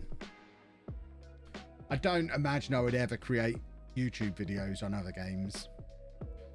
And I wouldn't do a second Twitch channel. This Twitch channel isn't a Football Manager Twitch channel. It's Kev's Twitch channel. I just stream Football Manager on here a lot. But over the summer, expect there to be more and more non-Football Manager on the channel as I play other stuff. What other games am I going to play with Anna? I don't know. We need to finish It Takes Two. I mean, I'll level with you. I'm a little bit jealous of seeing Anna's stream numbers as a variety streamer, because she's getting more people watching her streams at the moment than I was getting a year ago playing Football Manager. And like when I was playing, remember when I was streaming Civilization about a year and a half ago and 30 people were watching? I'm like, what's going on? She's got 150 people watching her play as Rocket Raccoon in a terrible RPG. What the hell's going on here? Maybe times have changed. Do you imagine they'll make lots more FM games each year? FM will carry on coming out every year, forever. Love the Minecraft. Oh, I love the Minecraft stuff, yeah. Minecraft will definitely make a comeback at some point. Gomez is getting sent off here. What an idiot. It's the Champions League semi-final and he goes and does that. Do a retro game stream. Nah, there's no interest in retro games. Not from me, not from people watching. Retro games isn't where it's at. Play Terraria. Strong disagree.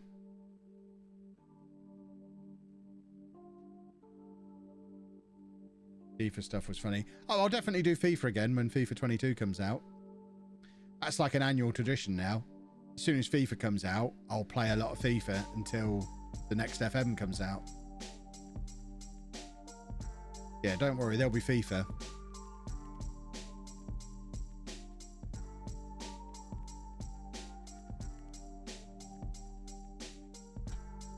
but I'll drop it like a stone the moment FM comes out. I don't think I've played FIFA 21 more than a handful of times since FM came out. Did I play Red Dead Redemption, the first one? Yes. Have I tried playing Football Manager? I mean, I've already reached the pinnacle of Football Manager, haven't I? I'm the greatest Football Manager player the world has ever seen.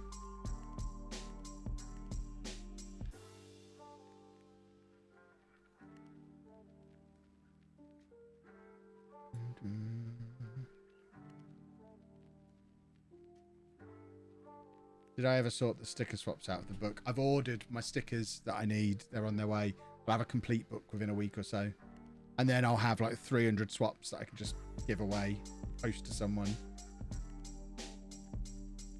And I can do an Ultimate Team stream from the practice she had this year. I know. After 19 years of buying and playing FIFA, I'm officially done with it. Lots of people say that every year, and every year they end up back with it. Not buying FIFA 22, I've spent over £1,000 on Ultimate Team, didn't realise. Now I have massive issues putting the game away because I feel guilty. I mean, I probably put 400 or 500 quid into it in that 2 months that I was playing it. And I do have little pangs of guilt when I realise how much I spent for a team that is now not close to competitive, even though it was a super team at the time. It wouldn't be competitive now, so it's not like I can go back and play. For me to go back and play more Ultimate Team now, I'd have to invest another couple of £100 to get team of the season players. But I enjoy it. I really like it, so I'll definitely be playing it again. First time in a long time I haven't done a Euro World Cup sticker album. Smoothman, this is going to be the first one I ever finish. I'm very excited. I never spent money on FIFA except for buying the game. Can't warrant it myself. Like I always say when we do the Ultimate Team streams, each to their own. You can either invest time or money. You have to do one. I don't have the time to invest in it. So I've probably played 20 or 30 hours of FIFA this year. That's it. So I would have lost every game online if I hadn't have spent money, because I don't have the time to grind it. But I can afford to buy the packs. So I enjoyed it. I feel like I got my value that I wanted. I had a good time. I'll do it again this year because I do it every year. Russ, thank you for the Twitch Prime.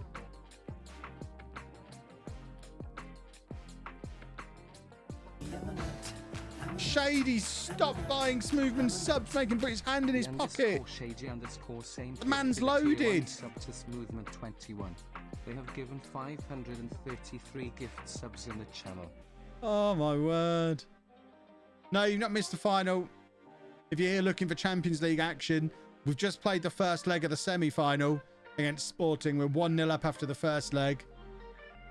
So fingers crossed we're booking a final against Chelsea by the looks of it. We've already got an FA Cup final booked in against Chelsea. We've absolutely bottled the Premier League this year.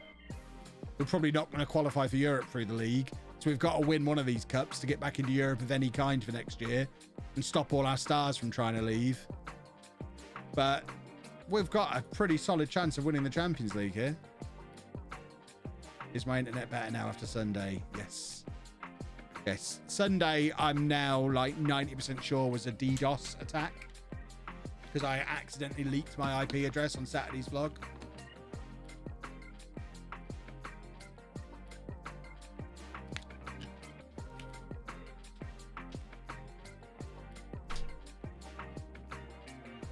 Yes, Shady is gifted over 500 subs. He's a madman. Very generous madman, but remember, it is over the course of like 5 years. Which isn't to downplay it. It's still sensational. You know, it's only like 100 gifted subs a year. That's less than 10 a month. It's attainable for you all, is what I'm getting at. Don't work out how much 533 gifted subs are worth. It will upset him. And I don't want to upset him because he might never do another gifted sub if he finds out. The day it started telling him how many he'd done is the day he started to slow down a little bit. For the first 300 or so, It wasn't keeping count on screen and he didn't know how many he'd done. They were the days. As soon as it started telling him, ruined everything.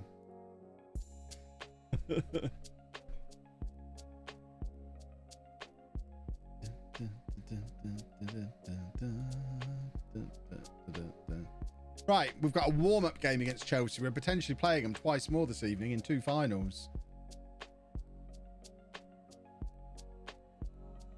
I want to know, with that added on to the hundreds of donated plus bits, I know you are a madman, Shady.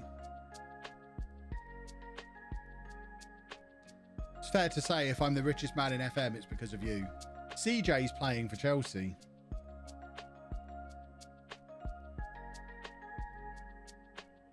$533 gifted subs plus thousands in donations. Shady could have bought himself a house. He certainly could have bought himself a new PC by now. Ah! How are we 1-0 down after 2 minutes? What's going on? Is this? Ah! Remember when stuff like this didn't always happen? That one team talk's ruined everything.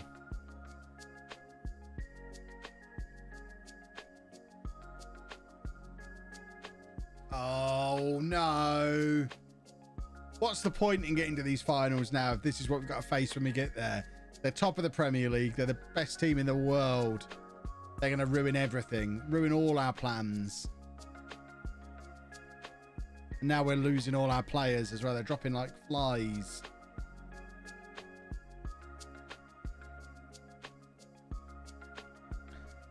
Ugh. What season is this? It's like, I think we're 14 years in. Maybe.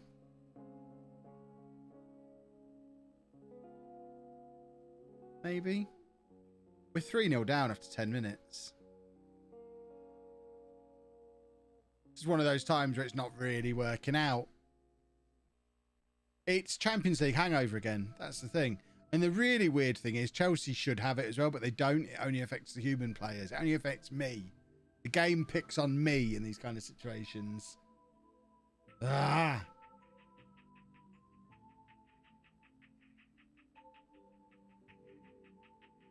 Rubbish. As long as we win the second leg against Sporting, I don't mind how much we lose by here. Is a dangerous thing to say. Eek. Come on, boys. The comeback is on. Give it to Sven. What was that? Da, da, da, da. Give it to Sven. Why are we not giving it to Sven? Here he is. No. Give it to Sven. No. We need to win the second leg. I've got 50,000 channel points riding on it. My word. You lot are insane. Well, if we got an instant result button for the rest of this game, because this has taken a turn, hasn't it? Ugh. This guy has scored almost as many goals as Sven this season. Get Pedro on. I wish. I mean, we've got Tabakara who could come on. Should we use a showdown tactic in the second half? What's the worst that could happen? Let's go with the diamond. The difference maker tactic from the weekend.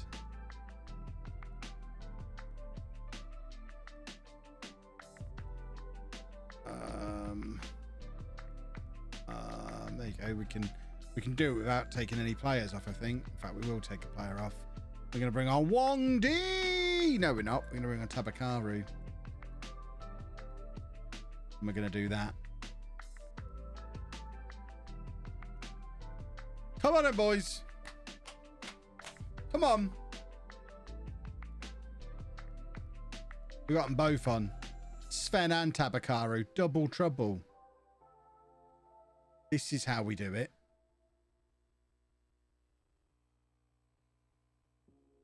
Come on, boys. Oh, what's going on? That guy It's like playing against Sven. This is what every game will be like if we have to let him go. Right. Come on, Sergio. See, that's lovely hold-up play there. I like that.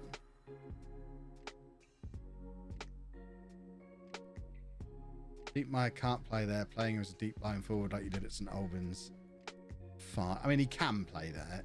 Just because it's not on his position list. He can definitely play there. But we can put him there to convince the game. He's going to play exactly the same role. He's going to do the exact same stuff. But yeah, we'll trick the game into thinking he's playing in his own position. Brr. Just come from watching a YouTube video today. Got to come and check Twitch out. Turns out you're live. Well, welcome along. Oh, Tabakaru's in. Which YouTube video were you watching? If you were watching home, these are the Wonder Kid strikers I was talking about. I mean, don't read too much into the fact we're 4-0 down. We have got some good strikers. We just need one of these to turn up for home and we'll win the league. I redeemed hydrate by accident. Well, I'll have a drink just for you then. Should I drink accidentally? How do you drink accidentally? Much appreciated. You've got to keep hydrated around these parts. Lobos will come good. Yes, but how long? Tabakaru, Deepmeyer, Sven, none of them needed the time he's already had. Oh, see, we've hit the crossbar there. Their goalkeeper's quite good as well. Posture check. Half of one of these Wonder Kid strikers would help at home right now. I know. It's so frustrating because I could sort of understand it earlier on in our life in the Premier League with home, where we didn't have Sheffield United money, we didn't have Sheffield United reputation. They're not excuses we can use anymore because at this point, we've got loads of money. We're sat there with £40 million in the kitty and there's no one to spend it on. We've got good reputation. We can compete with the big clubs for signatures. It's just the players aren't there. And I think it's actually the Isle of Man issue again that we had here on Twitch earlier in the year. The home save was started back then, whereas this save was started after that problem went away. And because it's not on a custom database, it's less of a problem. But I don't think there's enough players being generated in the home save. I think that's the real issue. So every Wonder Kid that comes through ends up at Real Madrid because they're just taking them.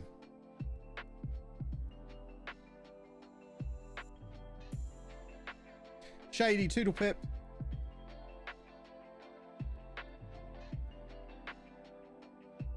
Right, that was not the result we needed going into the second leg against Sporting. If we lose this, I'm going to be very upset about it. Did I load a small database? It's not that I loaded a small database. It's that custom databases on older versions of the game, so versions of the game near to launch on custom databases, had a bug where they weren't generating enough new players. I can't load the save up and show you because I'm a little bit ahead of you. But like if we go into the Premier League in this save and show youth intake. So in this save, you can see how much youth intake there is. So they're all the youth intake players in the Premier League this season in this save. Whereas in the home save, you don't even have to scroll. There's not enough players being generated each year. And it's a problem. It's a big problem. It's not insurmountable. It's just making the save that much more difficult. But it is a problem.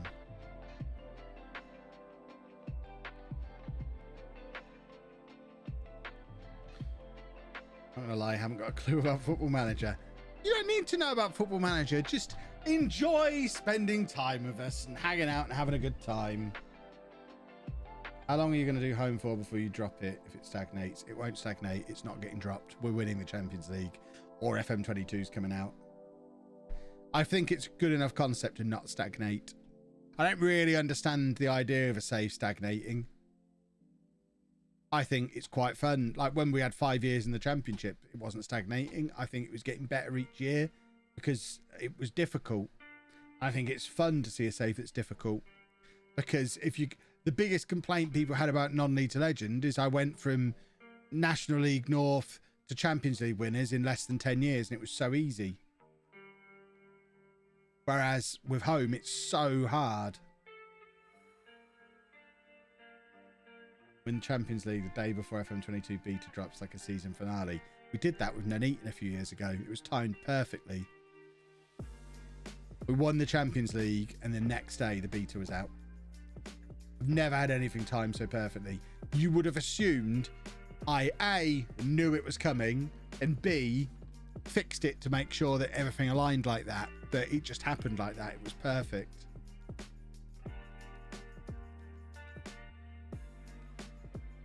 Don't get me wrong, I love it. I just worry it may end up like Isle of Man. Well, Isle of Man, I ended up getting relegated and it all went wrong. I don't think that's going to happen with home. There's certainly enough players like the ones we've got. We could bring in players of the quality of Christian and Oliveira and Fazekas, that kind of player.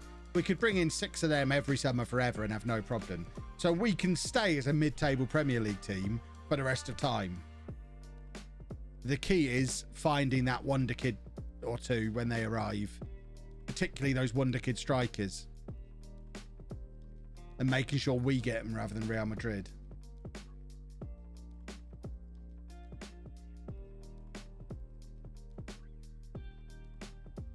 I remember when Kev won the Champions League with Apollon just before he moved house.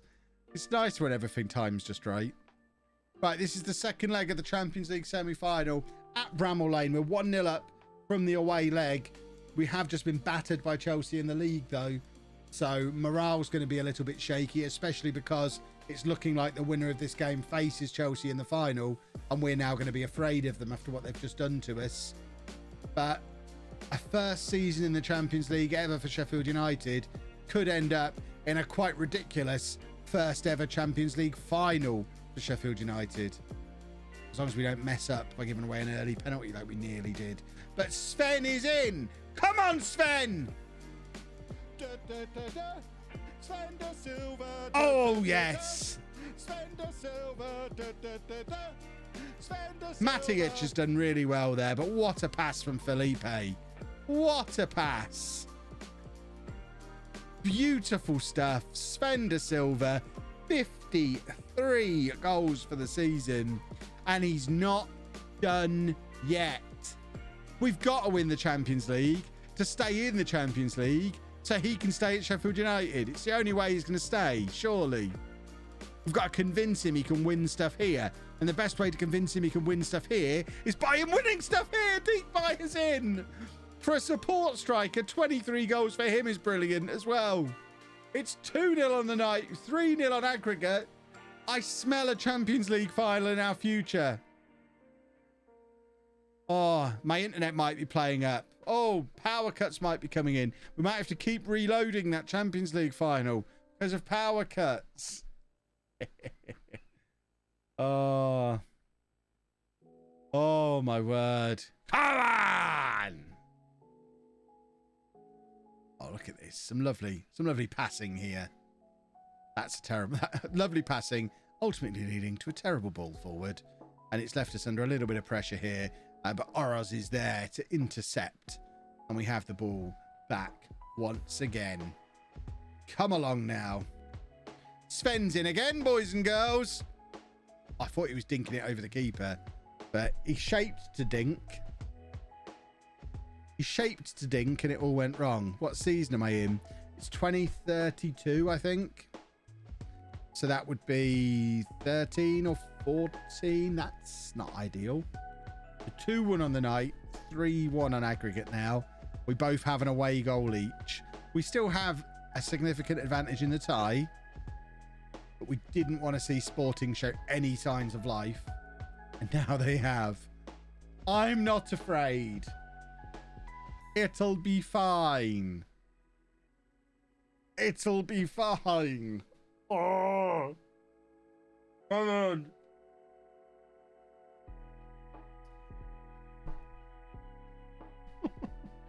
I'm more nervous than I am Like, I think it's fair to say I'm a lot more nervous right now than I am in like a standard posh league game.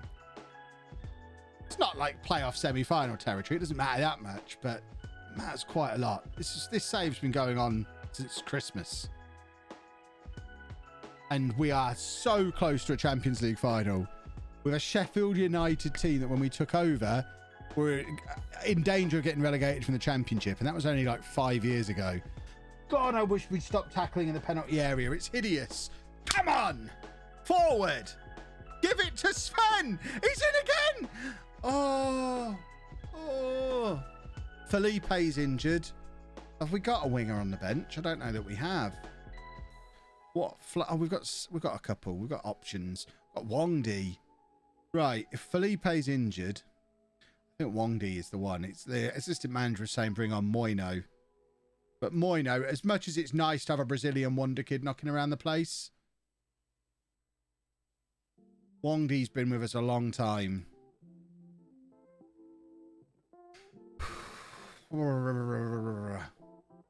Yeah, we're going Wongdi. When he was playing for Birmingham 3 years ago, I bet he didn't anticipate coming in and playing in a Champions League semi-final. Yet here he is.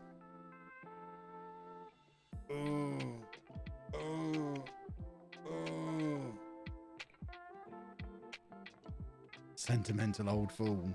He's Wongdi.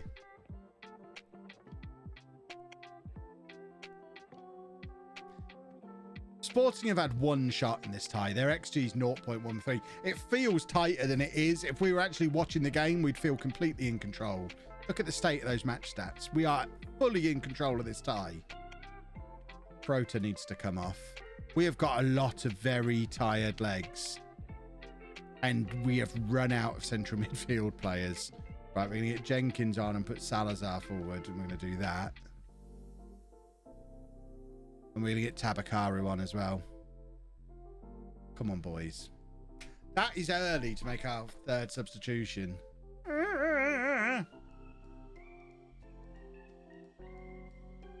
Come on. Don't mess up now, gentlemen.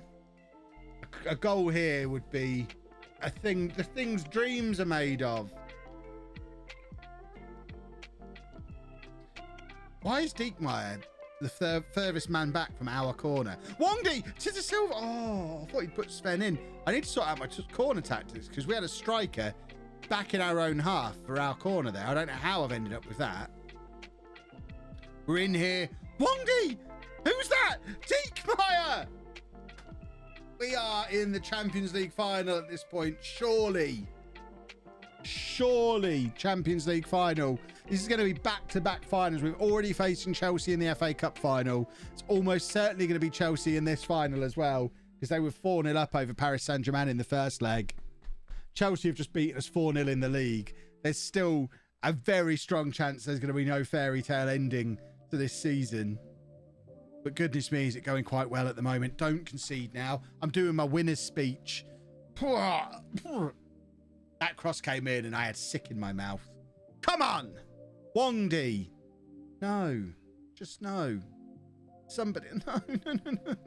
Oh, I tell you what. Signing a goalkeeper this summer just gone was a good idea, wasn't it? Oh.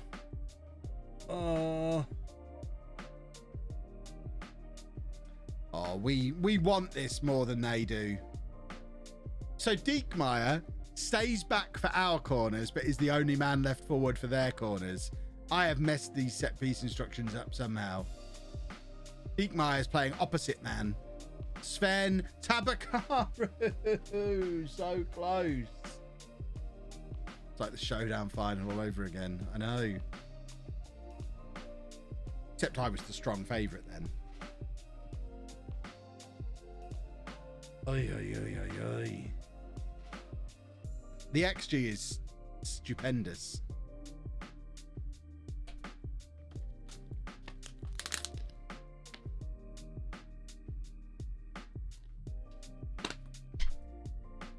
What team should I start with in the Premier League? A fun but challenging team. Sheffield United, of course.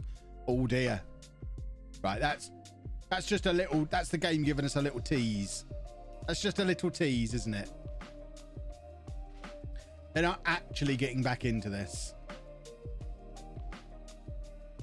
How do you make a training plan? I just leave it to my assistant manager. Trading's one of those things I've never really fiddled with in Football Manager. I wouldn't in real life. I don't own a tracksuit. This is why I wear suits in my YouTube videos. I hire a man to do the training for me. Right. We are off to the San Siro.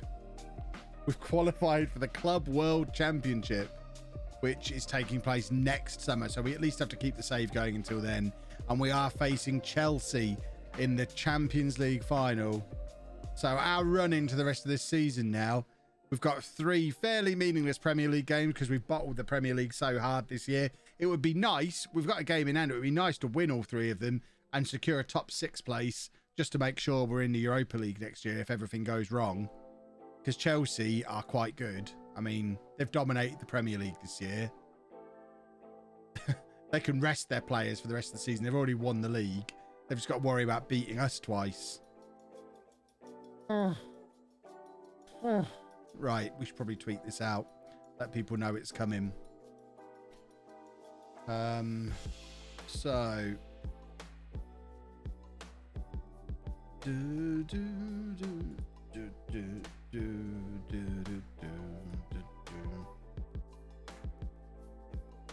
Got to play last few league games first.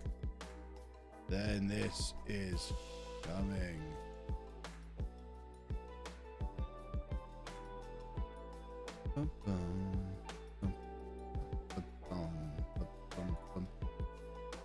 Come on then. Question: what happens to the grass out the back when you said in the vlog about 2 different types? I mean, it's just 2 different types of grass, isn't it? If anyone wants to see my grass, it was in today's vlog. That's the kind of content you get on the vlog channel. We're talking about my grass. This is why I've got 100,000 subs on that channel, but not on this one. I've not got that real top tier content in Football Manager yet to get me to 100,000 subs. That reminds me, if any of you aren't subscribed to me on YouTube, we are painfully close now. Painfully close to 100,000 subscribers. I would really, really, really like 100,000 YouTube subscribers before Dr. Benji. That's all that really matters, getting there before Ben. Come on! I was going to sit here looking at it until it hits 100k. Come on! You're all sat... All you're doing is watching Twitch. You could be creating YouTube accounts. Don't sit there creating YouTube accounts. But come on, you must... Are you all subscribed on YouTube? If not, you got to help me out. I want to be Kevy 2Plax.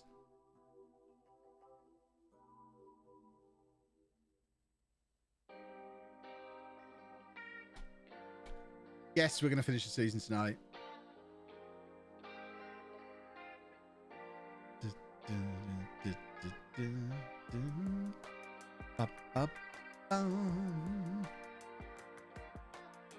How can you live life without home and born? Exactly. The 2 best saves on YouTube. I don't mean the 2 best Football Manager saves, just the 2 best saves of any game on YouTube currently. The next FM Streamer Showdown, we need him to not just say Kevy 6 times, but also Kevy 2Plax. Exactly. I mean, I've never done a Kevy X times t-shirt because it changes so often that by the time the t-shirt was ready, I'd have moved on. But when Kevy 2Plax happens, I might just do a picture of myself gurning with a plaque in each hand and do a Kevy 2Plax t-shirt. You'd all wear that, wouldn't you? You'd love that. I can see you all wearing that around whatever town you live in, doing your shopping, wandering around Asda with your Kevy 2Plax shirt on. Everyone doing the Spider-Man gif at each other when you see someone else wearing a Kevy 2Plax shirt. Oh dear.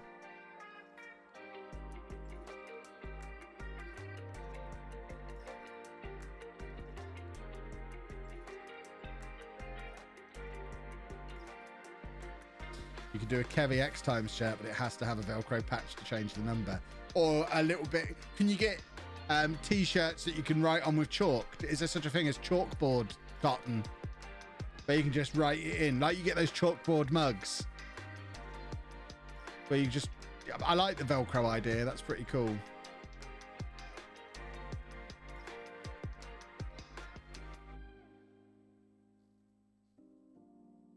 Imagine Kev goes out in town and sees someone wearing a T-shirt with him holding 2 plaques. I'd love that. Because I'm so small time, I'm still at the point in my creator career where every time I go out of the house, I'm desperate for people to recognize me. And I love it when it happens.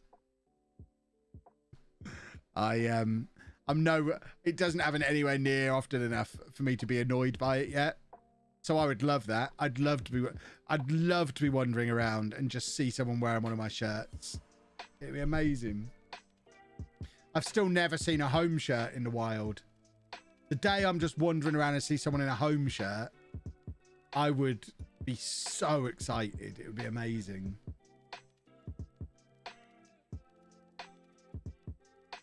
But I suspect a lot of people don't wear them out and about.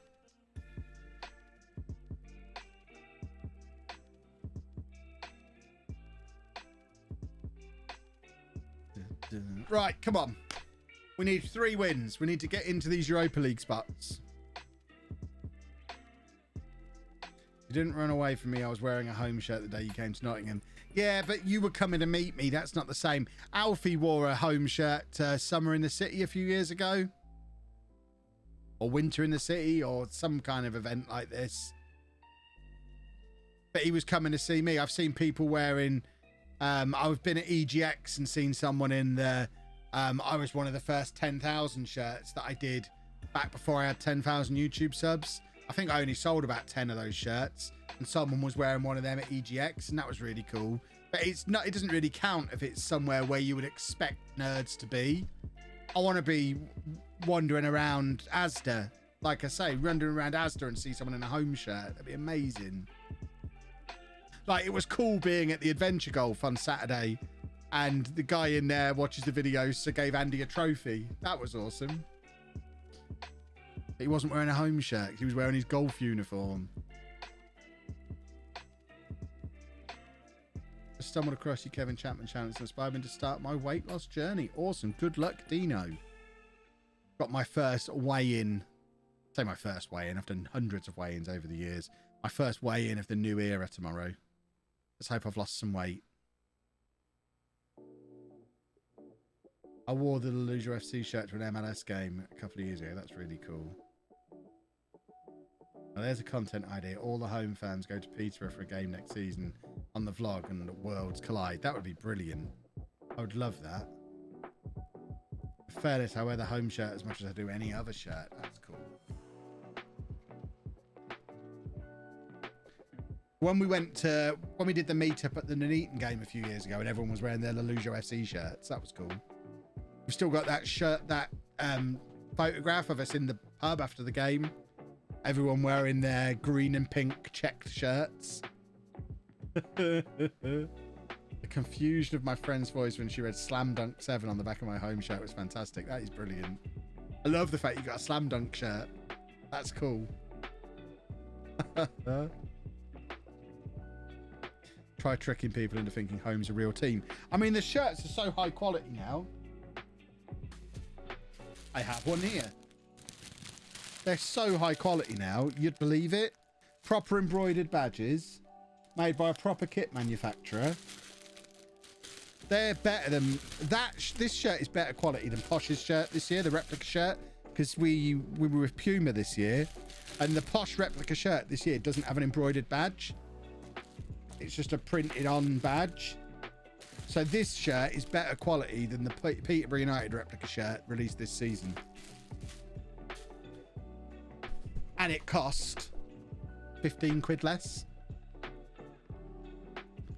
That's the sorry state of football shirts. Who's a bigger cult hero, Mick Powell or Slam Dunk?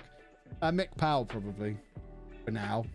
Slam Dunk's still writing his story, though.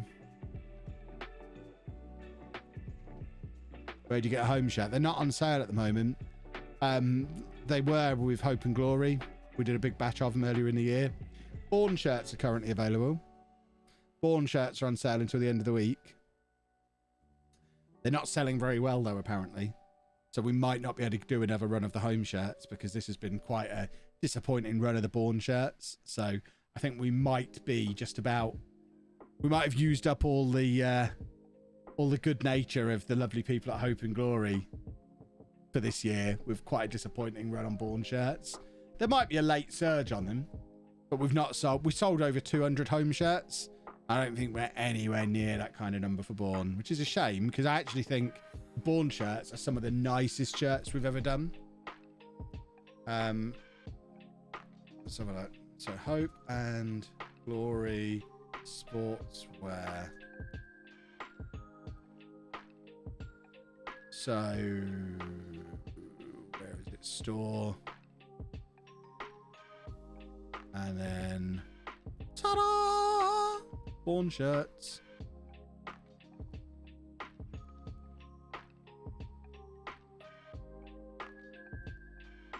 So you got all three of them, but the third choice Bourne shirt, I think it's my favourite shirt we've ever done. So that's the home shirt, which is really cool. But this, I think, is my favourite shirt we've ever done. This one I'm getting framed. I'm ordering 2 of these. I think that's such a sexy shirt.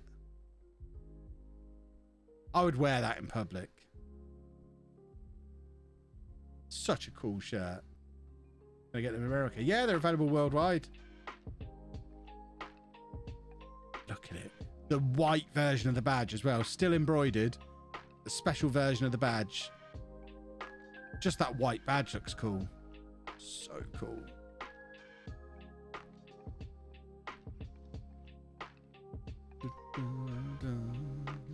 Yeah, with Hernandez 9 on the back, of course. Of course, Hernandez 9 on the back. The best striker you'll ever see with 3 finishing. Anyone who's not been watching the Bourne save would be flabbergasted to know that our all-time record goal scorer, who regularly scores 40 or 50 goals a season and gets just as many assists, only has a 3 for finishing. But still scores a goal a game.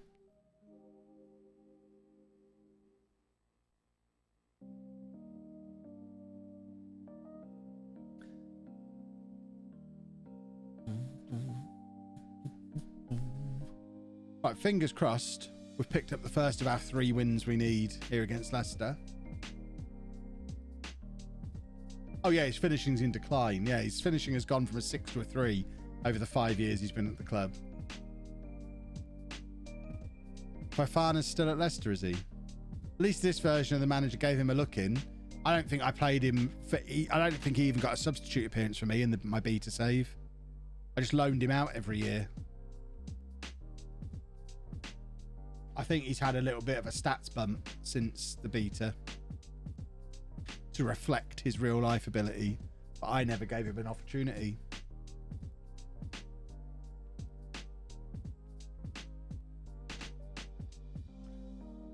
Don't know why, but I still miss Apollon. I miss Apollon. Apollon was a lovely save. And it's heartbreaking that I mean, this is such a douchey sentence. It's heartbreaking that the pandemic ruined the plans that I had for the Apollon save. But I fully intended to fly over to Athens and go and see a game and buy a shirt and do a match day vlog from Apollon. It was going to be brilliant. Obviously, I was never able to. I will. It's not going to quite be the same 3 years after the save finished. Especially this year. They were in the top division this year. I don't know if they stayed up, actually. They got promoted last year, so they've been playing in the Super League 1 this year. Did they stay up? Have they stayed up? Could they stay up? Greek Super League table.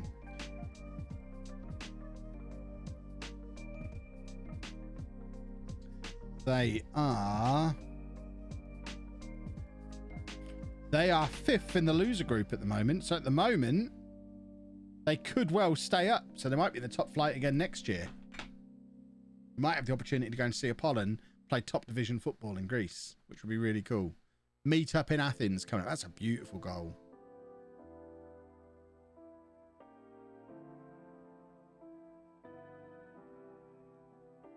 Why is that douchey? Would have been really cool. Because there are far worse things that came out of the pandemic, is what I mean. It's me complaining that I wasn't able to go on holiday to Greece and call it a business expense. Yeah, people died, Kev. You didn't get to go on holiday.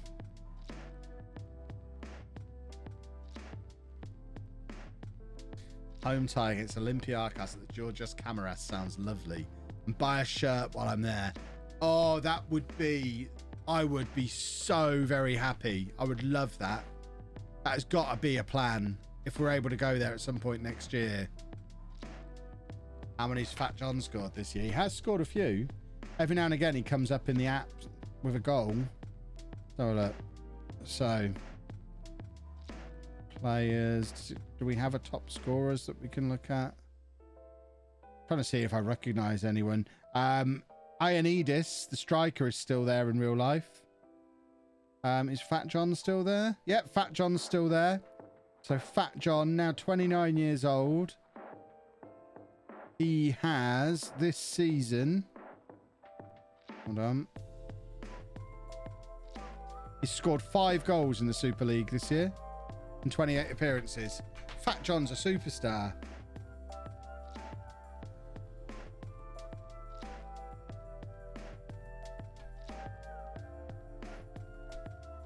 Invite us all for the road trip to Athens. Olympiacos at home next season. As long as it's not on Boxing Day or something stupid. They have a Christmas break in Greece, don't they? If it's at a time when we're allowed to travel, then Olympiacos at home next season. We'll go. It'll be brilliant.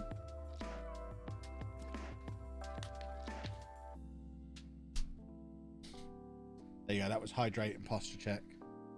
Merch store link in today's Born description doesn't work. You what? You what? Thanks for the support as a channel member, Michael McCloskey. Surely it's not happening again. 9 Yes, games it does. to go until the end of the season. We're now only 3 points. There you go. Should work a treat. Oh, unless you mean the actual general merch store. Have I still got that in there? Because I closed the merch store.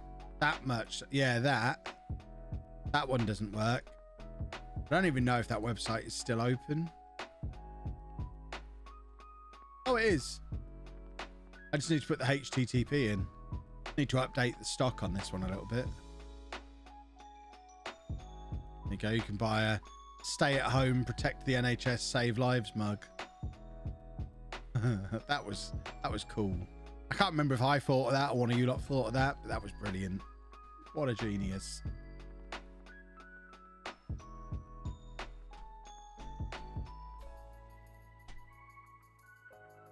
Right. Come along. Secretly hoping Kev buys a tracksuit and surprises us all for an FM22 save. Well, now I know how comfortable my Under Armour shorts are. Might have to see if they do long shorts. And I can dress like I'm in a gang / a football coach. Oh, dear. Maybe by the time FM22 comes out, I'll be so healthy that it wouldn't be realistic for me not to be coaching. I'll graduate from being a manager to a coach because I won't be a big fat guy anymore. Because I've decided I don't want my heart to explode. Right, we need another win here. We've just got to keep winning football matches and get ourselves into Europe.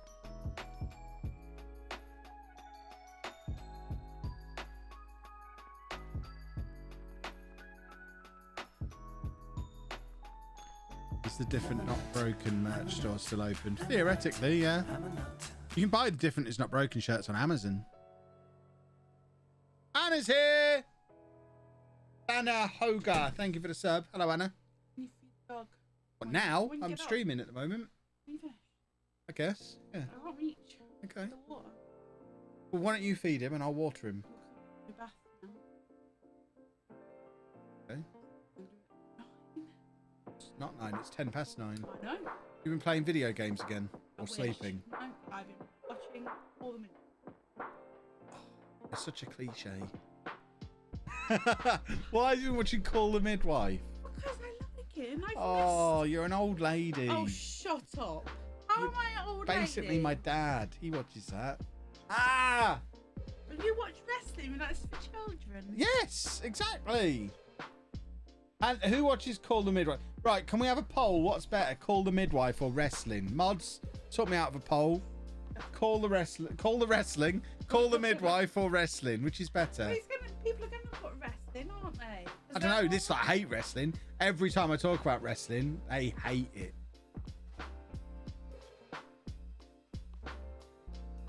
We're gonna have to add neither as an option as well. It seems there's a lot of love for neither. When's the next duo stream? Soon. I don't know. Finding evenings when we can stream is a challenge. I can't really stream during the day. I don't know. Streaming together is difficult, isn't it? Because there's always kids here. Bye. Oh, here we go. The poll is happening. Call the Midwife, wrestling, neither. So at the moment, neither's winning. Wrestling is second. Call the Midwife a distant third. Yes, but I like it. And millions of other people like it, or it wouldn't be on season 10. Danos says midwife wrestling. Let's go. Or baby wrestling. Baby wrestling. That's probably a thing. I bet they've got baby wrestling in Japan. Japanese TV's odd. Anna's chat would back you up. What, back me up or back Anna up? Anna's chat would be all over Anna. They're the Anna fan club.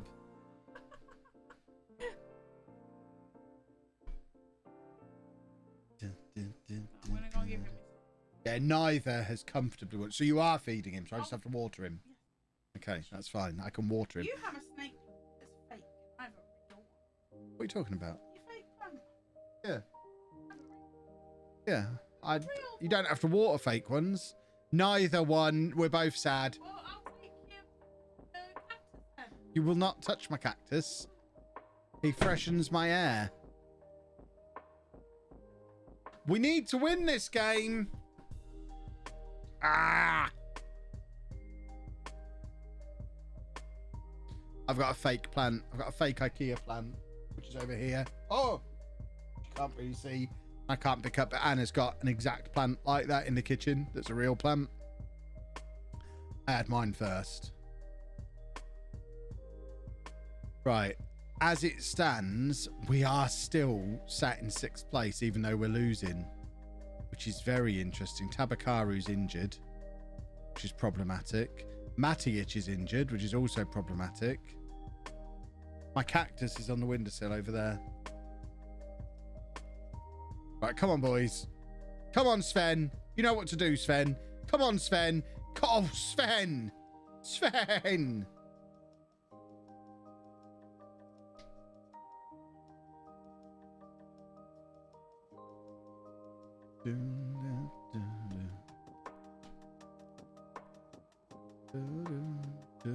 Perhaps my cactus can watch with me. Here's my cactus. He's got a little bit of mud on him still, but he bites when I try and get the mud off. But you just get the mud off your prickles. There you go. He's quite a magnificent fella, really. Sit here and watch with me, Mr. Cactus. Let's hug.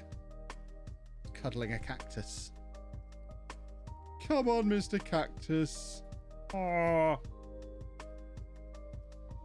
Kev and the cactus sitting in a tree. Going back over there now before I prickle myself and we fall out again. Come on, boys.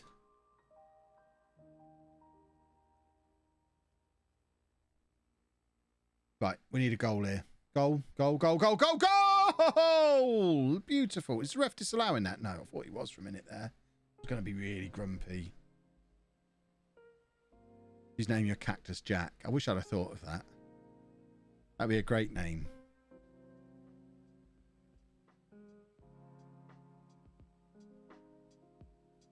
Rattlesnakes like to hide under the cactus. We don't get a lot of rattlesnakes in the Midlands. I think we're probably all right. I will be keeping my ear out for rattling now. We finish 5th but lose the Champions League final, do you get Champions League football? No. You either have to finish top 4 or win the Champions League.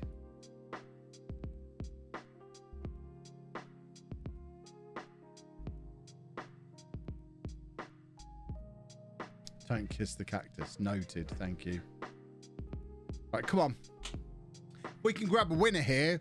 I think that's us guaranteed European football for next season, which will be a big, big pressure reliever going into those finals. It's only Sven. Sven de Silva. Oh, what a moment. Sven de Silva. What do people get for a tier 3 sub, as there doesn't seem to be much difference between it and 1? They get a bigger bill. That's the only difference.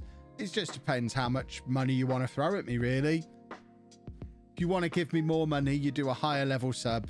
You don't get anything for it. There's no unique emotes or anything like that. There's no... Yeah, it's just... You get the pleasure of giving me more money. Would I like to try a difficult football question? I mean, I wouldn't know the answer to it, probably. So, by all means, ask. I probably won't know the answer. I don't know anything about football.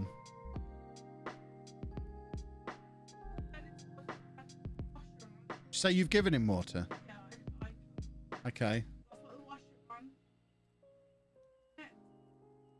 So I have to turn the washer on. Is that what you're saying? On. Well, it's going to rattle the wall. Not for over an hour. Okay. I'll allow it. I'll go and turn the washer off in a minute. The other side of this wall. It rattles so much it knocks my pop vinyls down.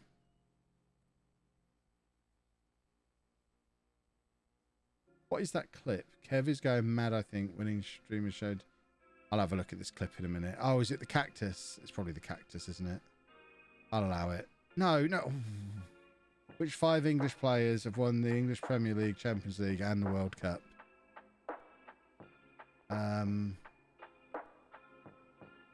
None.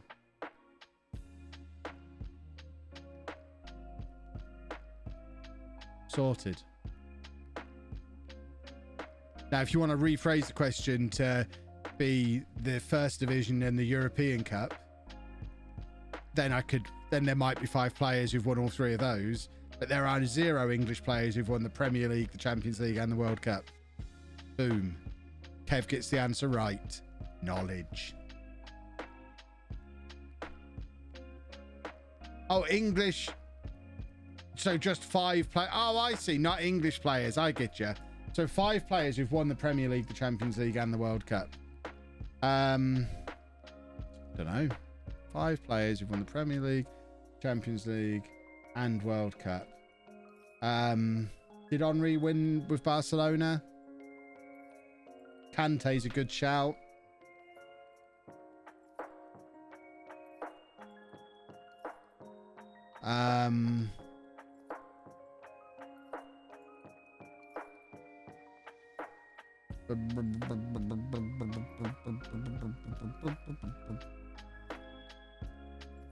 Pedro, apparently.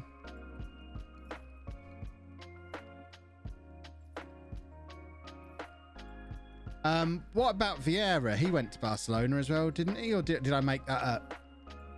Would he have been at Barcelona for a Champions League win?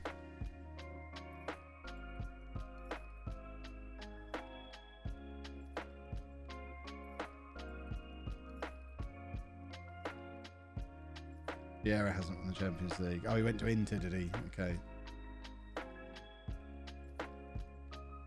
Right, I think that's us guaranteed European football. Not sure why it's not showing that we are, but we're guaranteed top 6.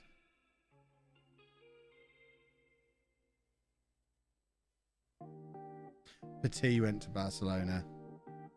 So, is he one of them? Because he won the World Cup and the Premier League. Did he go and win the Champions League for Barcelona?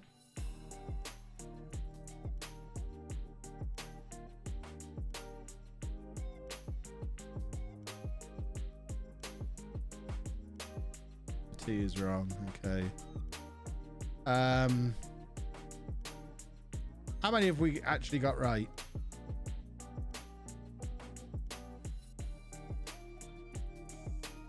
Torres, lots of people are saying.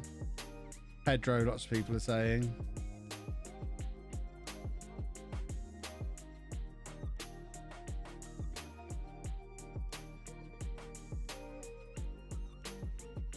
Alonso hasn't won the Premier League, has he? Torres is wrong. He hasn't won the Premier League, but not even for not for Chelsea. That surprises me. How long was he at Chelsea for?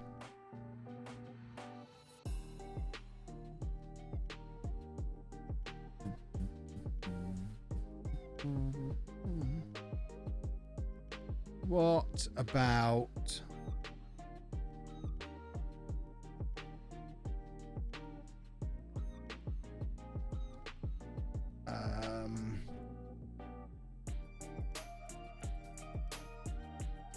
PK? Yeah, PK's a good shout. Fabregas is a good shout. What about I don't know where someone like Gilberto Silva, did he go somewhere good after Arsenal where he won the Premier League? Where we won the Champions League, sorry. Because he would have won a Premier League and a World Cup, surely. You're missing a French goalkeeper. Barthez?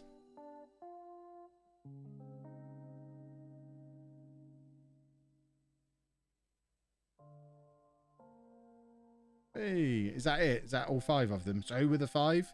We've said a lot of names there.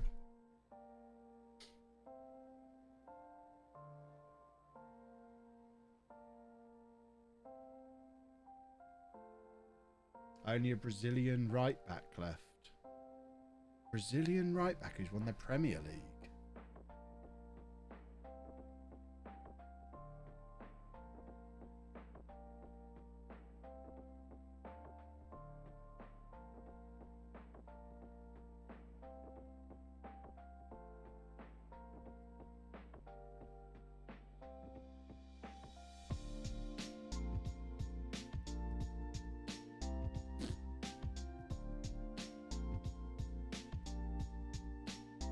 Played for Chelsea. Brazilian right back at Chelsea. I can see Scotty saying Belletti. I've never heard of him.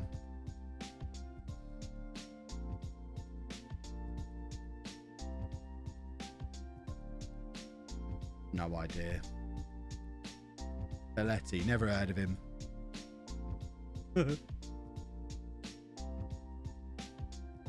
That's rough. That's my football knowledge. Right, last game of the season. Then we've got the 2 finals. And then we call it a night. I don't think we can finish anywhere other than 6th place. So this game doesn't mean a huge amount. Other than it will give us some nice momentum going into the cup finals.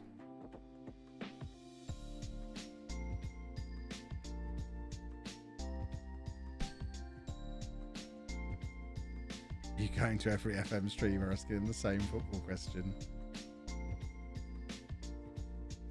Why not?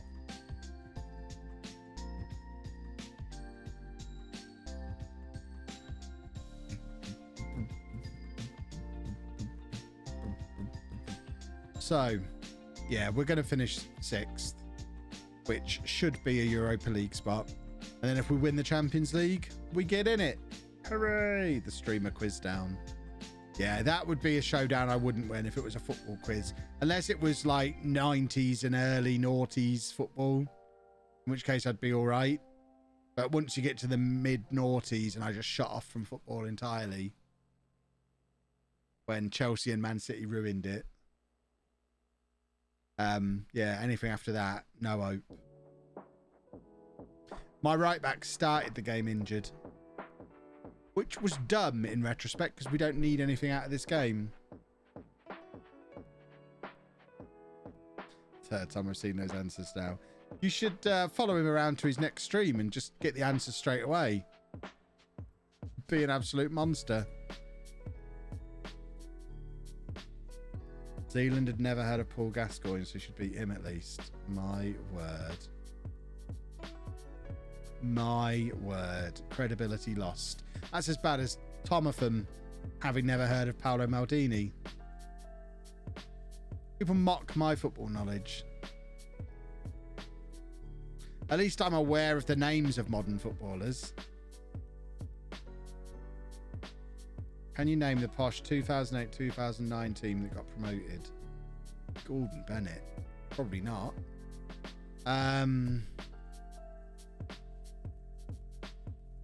So it would have had the Holy Trinity in, presumably. So we'll go with McLean, Mikhail Smith, and Boyd. Tomlin's probably there as well.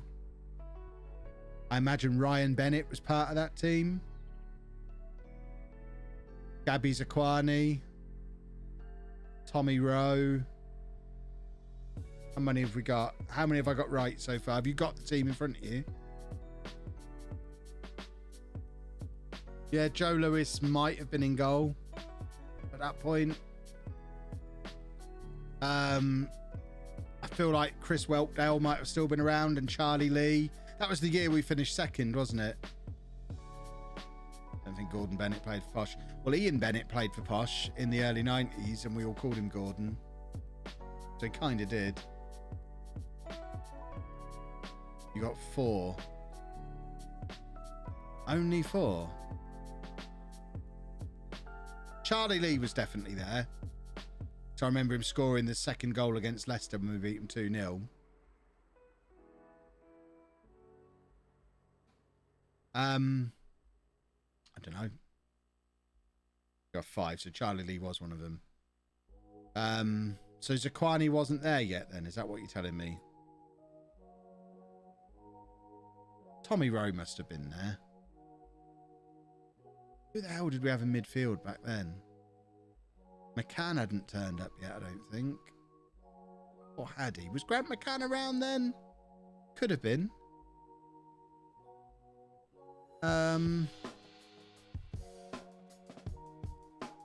Lee, Lewis, Smith, Boyd, McLean. Okay. Oh, Russell Martin, of course, Russell Martin, yes. That was his one season. Frecklington wasn't really a starter. He was around and about the place, so Zaquani was in as well. Dean Keats, of course, Dean Keats. How can I forget Dean Keats?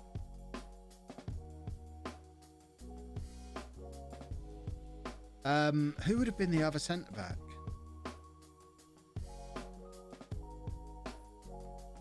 So, Zaquani and who? Who the hell did he partner? If it wasn't Ryan Bennett. Chris Westwood, it must have... No, Chris Westwood would have been the year before. I don't think Chris Westwood was still in the team in League One. Craig Morgan, it could have been. Yeah, it could have been Morgan.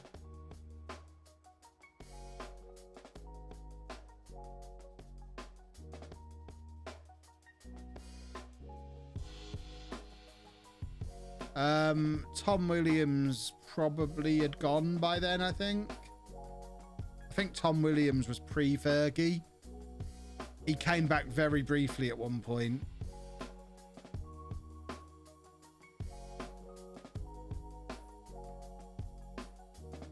We must have 11 by now. Surely. Who are we missing? I still maintain Tommy Rowe must have been there. Zaquani, we've already said.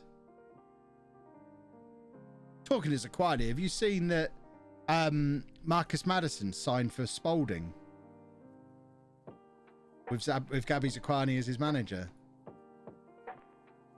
Guy who was supposed to be heading for the championship is now going to be playing Tier 8 football next year. Sven de Silva winning everything, as you would expect. Should we give the boy a new contract?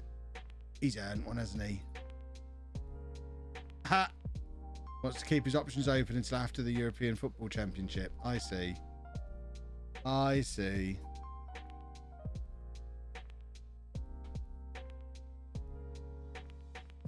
Said he was suffering with depression and lost love for the game. No, fair enough. I'm surprised to see him straight back into football. I assumed he'd just go and open a tattoo shop or something. That seems to be his real passion now, looking at his Instagram.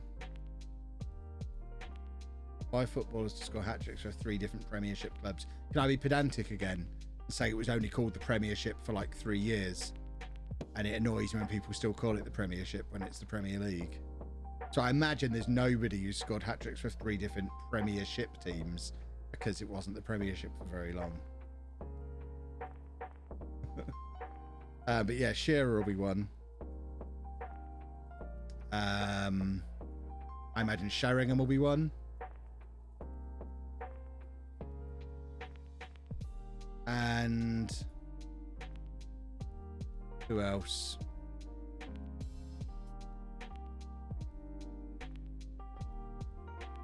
Anelka, yeah, Anelka's a good shout.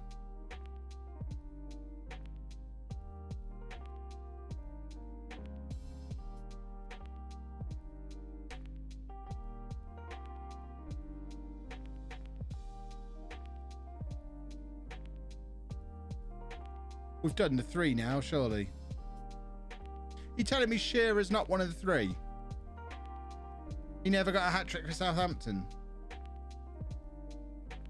Or are you telling me there's more than 3?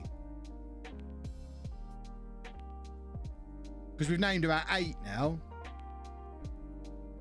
Pre-Premier League. I guess it could have been.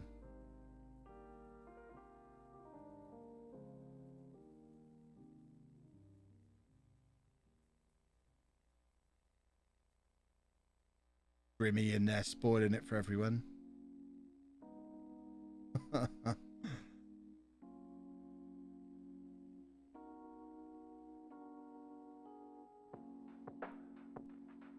Ruined. Ruined.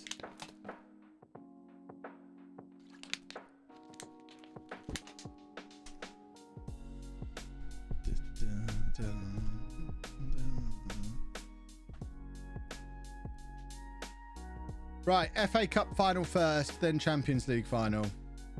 Are you seriously telling me Frank Lampard is still Chelsea manager? What the hell? Can you name all posh managers since 1995? 95 was when Barry Fry took over, wasn't it? So Fry, Mick Halsall might have been before that if we had to do the one before.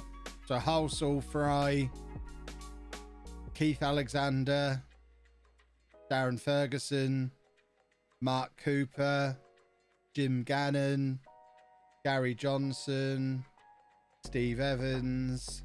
Have I missed anyone? Grant McCann.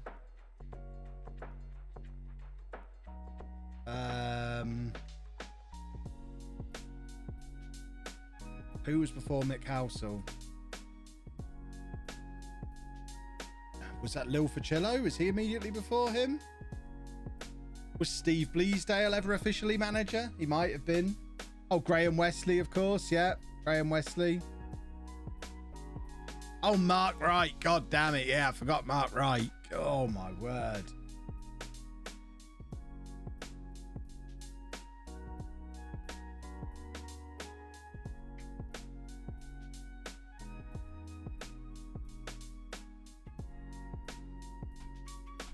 That's all of them now.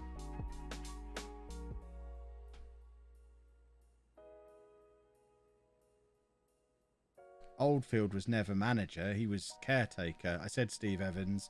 I forgot Robertson because, oh my word. I didn't look at the team meeting. You're missing 2. Were they actual managers or just caretakers? Because I'm not including caretakers. I didn't even look at the team meeting. Anything could have happened. John Still must have been earlier than 95, surely.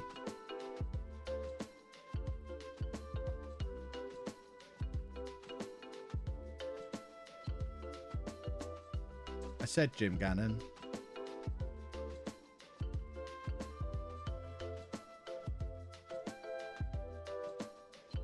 Said Gary Johnson.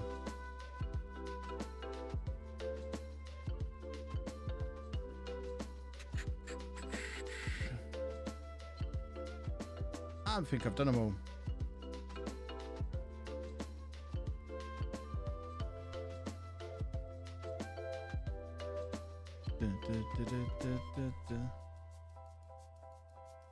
Doesn't matter if we win this game. It's all about, I said Cooper, it's all about winning the Champions League. We don't care about the FA Cup. And if we win, it doesn't matter how bad my team meeting was.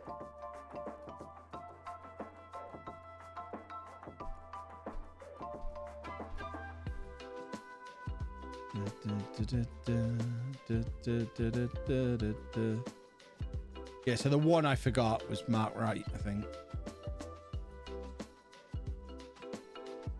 Is that the end of the save? Probably not. I don't know. We'll have to decide. Do we want it to be the end of the save? We'll have to decide. Do we want to carry on seeing these Wonder Kids develop, or do we want to do something new?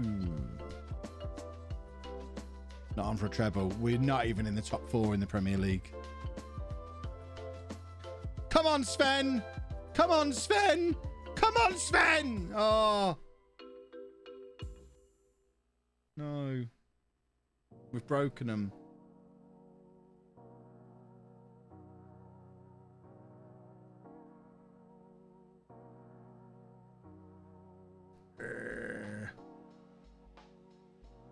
Come on, boys. We need to do a football. We're playing Chelsea in the Champions League final as well. Chelsea beat us 4-0 in the league recently. They're going to thump us here, and then we're going to win the Champions League. That's the plan. That's the game plan we're going in with. Can I name the first 11 that beat Huddersfield in the playoff final? Yeah, because I've got them on the wall up there. I have them as Sabutio men on the wall. When was the last time you went to a match? Before lockdown.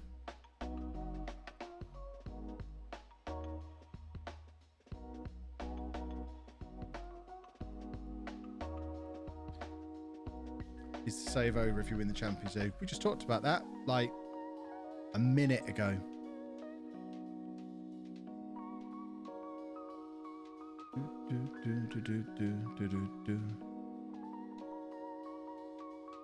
Come on now. Can't believe with my inspirational team meeting, I've messed everything up. I wasn't here. Don't worry, you'll be able to check in on the VOD. Then you'll know. The VOD will be your friend. Do I like Road to Glory or Youth Save better? If they're my only two options, Road to Glory, I guess. I'm really enjoying home, but I won't do another save like that. Would I do a network save with Ben, Jack, and maybe Zealand? If we could all get together at the same time, don't see why not. That's a big if, though.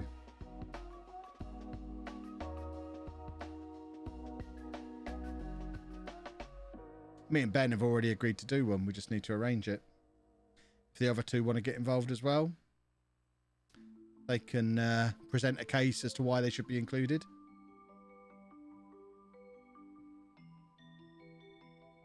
When's Anna's next stream? Thursday. Oh, this is going to be such a miserable end to what's been such a good season. Because Chelsea are too good. Have I ever thought of doing a Pentagon challenge? No, because they're boring as hell to play and watch. It's just a long grind followed by 5 versions of moving to a different club and winning something really quickly. It's impossible to fail once you've won one. It's really easy to win one. It's just a boring, long, foregone conclusion. There's no actual challenge to it. So no, I wouldn't ever do a Pentagon challenge as a series.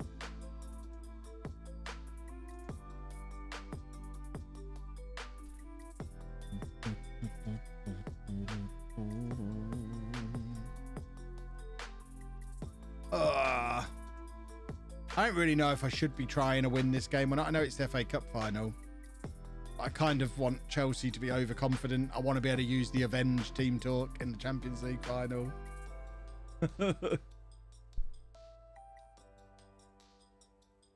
We'll just make the recommended changes and try and keep people fit. Can't choose between the born home or third chat. I'd go for the third chat if I was only getting one.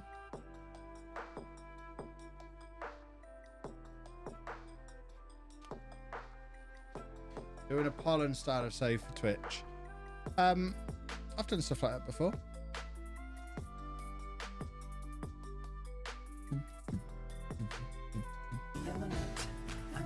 Whip my wop my gate. Thank you very much for the sub. Currently they're releasing a new Jaws movie. Its main character will be a predatory Brazilian footballer who propels his manager to the streamer showdown. I'm up for that. That sounds excellent.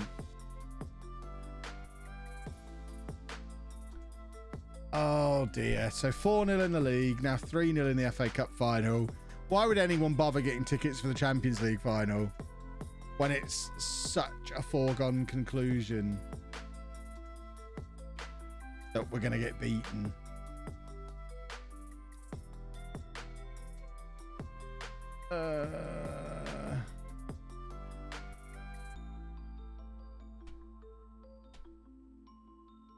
King Nut, my hype emote. I don't know where the King Nut one came from. I don't think I was anything to do with that one. I think someone just made it and I was like, yeah, all right. We always have loads of empty emote slots, so if anyone sends me a good one, I usually just use it. I don't really know what that one means. We don't stand any chance at all in the Champions League final. Ugh.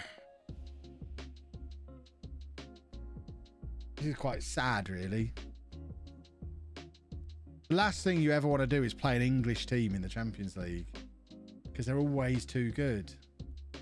Unless you're the best English team, and we're not close. We're not even in the top 4. We finished 6th in the Premier League. We're not good enough. Try something new. Are you new? Try something new. We're going in there with a 4-2-4, where we have all year. And it'll either work or not work.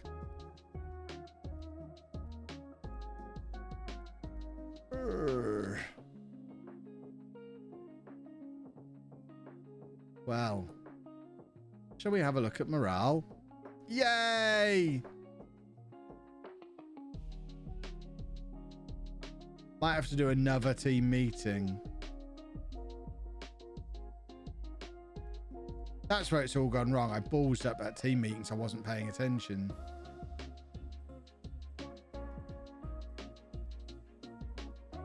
There isn't a suitable reason to hold a team meeting. You are.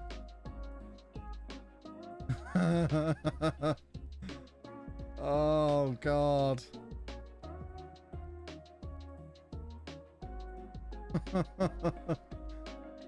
They're sick of me at the moment. They are. Do a friendly. Probably do need to do a friendly, don't we? We've got to try every trick in the book.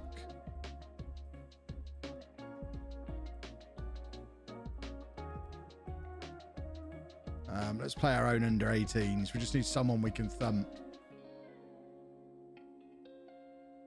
We just need to smash somebody. Get ourselves back into some kind of form.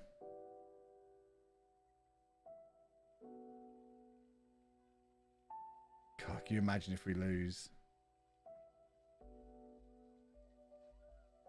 If we do get the option for another one, can we all make sure I pay attention to it, please?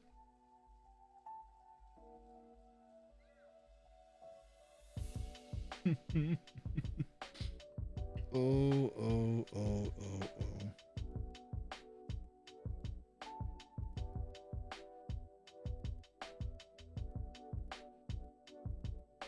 We played this game yet? Come on.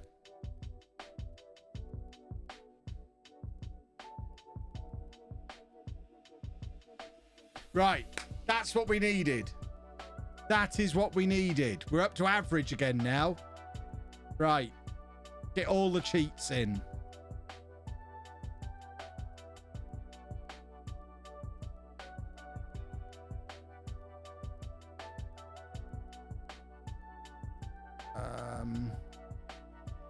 Got praise some conduct.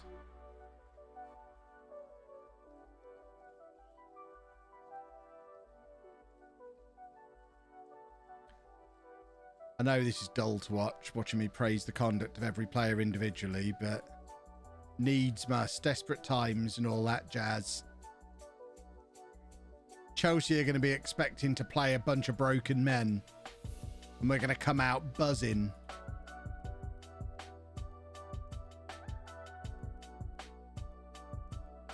Right.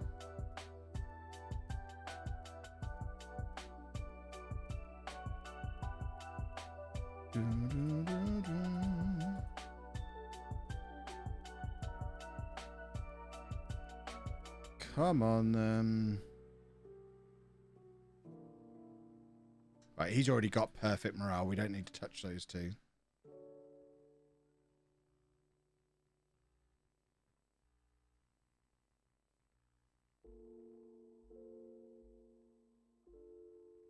Divjack.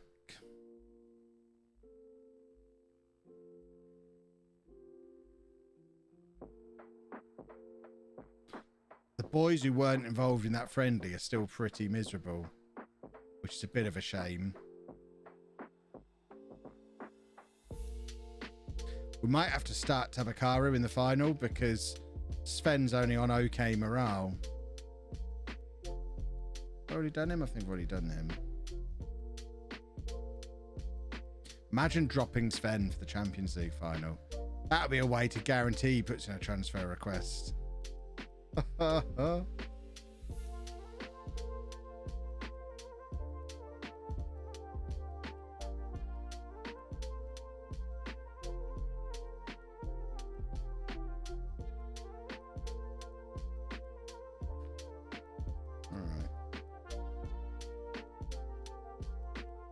Nearly there.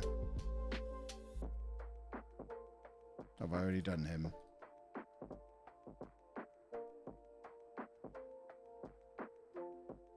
And let's get into training as well.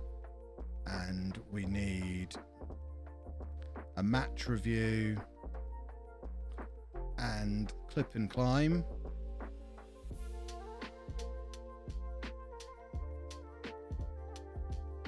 And we just need to hope that all of that combined, if we can get another team meeting in as well and do it properly this time. We're up to very good. Come on, we're turning this ship around.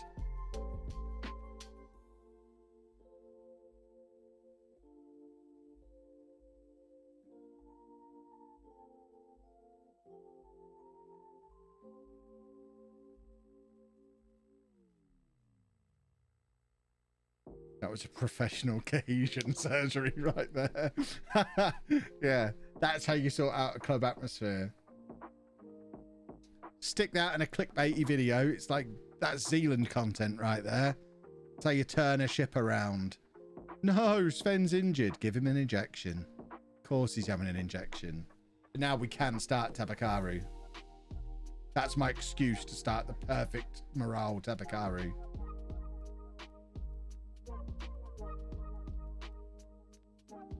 There's your confirmation we qualified for the Europa League.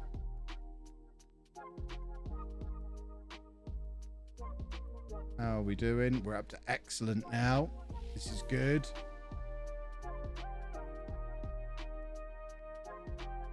Right, now's the team meeting. Ease pressure. Actually pay attention this time. I've eased the pressure this time. I loved that one. So we should. It's as good as it's getting. We've turned that around in 6 days. I don't know if it's going to make any difference because we lost 4-0 in the league as well. And we've now got to do it without Sven. But at least we're not going in with miserable players now.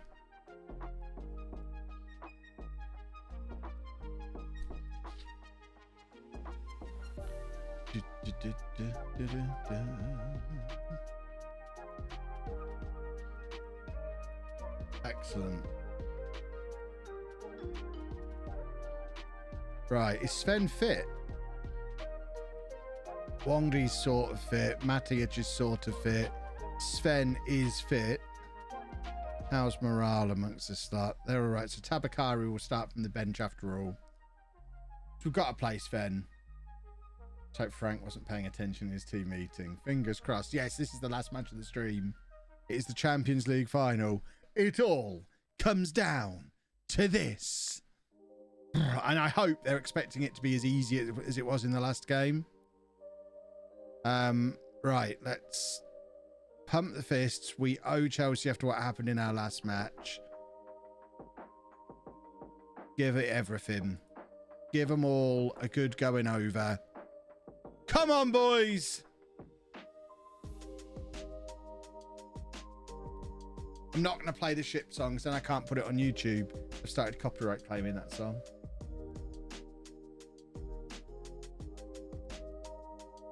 Come on, boys. I can smell a Champions League win. I can taste it. Come on, Sven! Oh. Oh.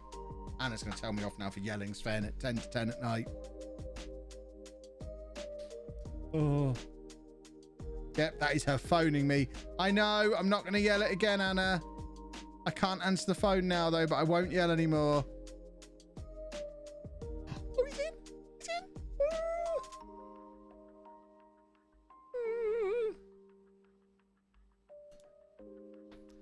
in. She's going to keep ringing me. I've just got to keep ignoring it. Hopefully she'll turn the stream on and she'll know I'm not going to yell anymore.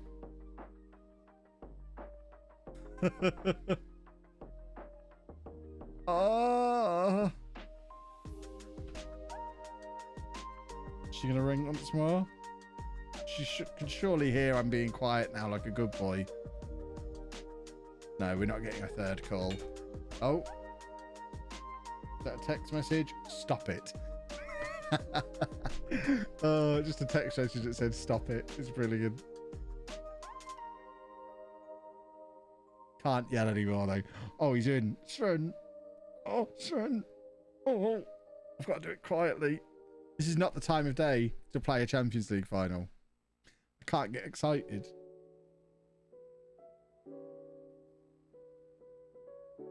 She's sending more messages.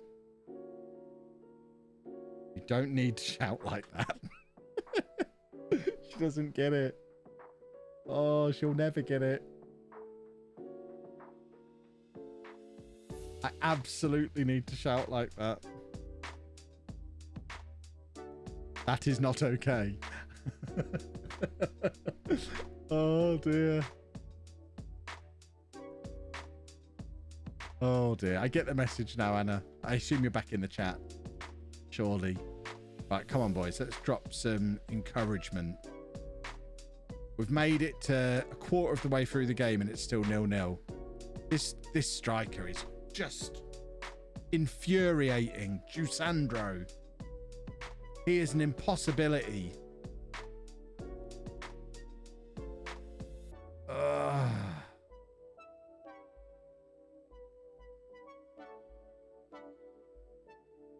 That's poor goalkeeping there. Oh dear. Just ask Alan when it's acceptable to shout Sven any time before 9:30 when Andy goes to sleep or goes to bed. There's no chances to sleep now. What we're doing is headspace meditation stuff. And here's me downstairs yelling at the top of my voice. She is correct. It is unacceptable. Maybe we should have saved this for another night. Come on, Wong D. Come on, Wong D. Sven. Come on, Sven. Sven to Silva. Do. All that kind of stuff. Oh, Diekmeyer had a chance. Oh, my word. He had such a chance there.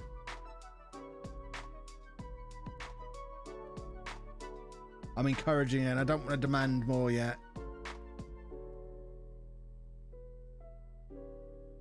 Oh, no. Oh, yes. Yeah, he does headspace every night. Why is Wong D playing? Because he's awesome and he's Wong D.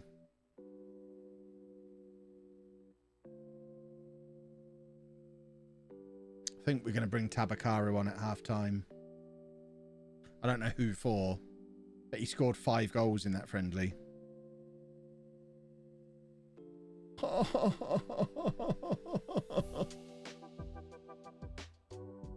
Wouldn't that be perfect as well if Tabakaru ended up being the hero?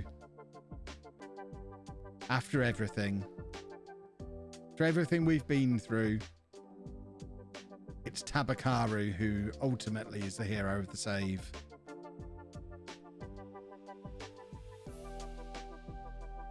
Do I want to bring him on the right wing? No, I want to bring him on for Diekmeyer.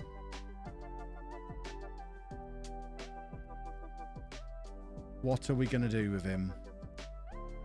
A poacher and an advanced forward together is what we're going to do. We've never done it before. Let's see what happens. We're going to demand more. And we're going to hope that there's some finishing to be done. Come along now, boys.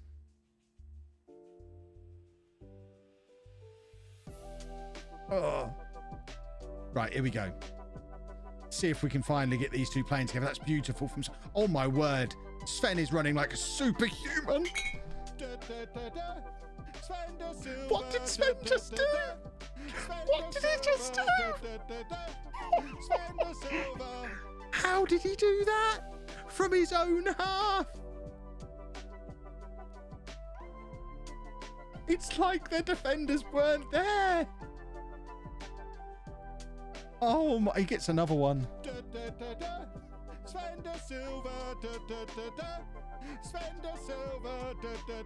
Come on, boys.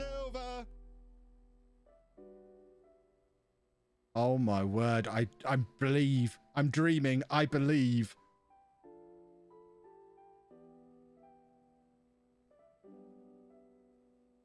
Oh. Oh. Do a football. What? Oh my word.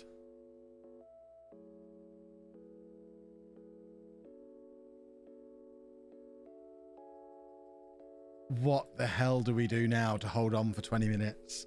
We've got so many tired players.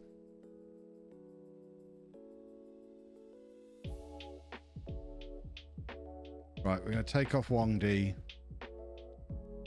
Bring on Frota.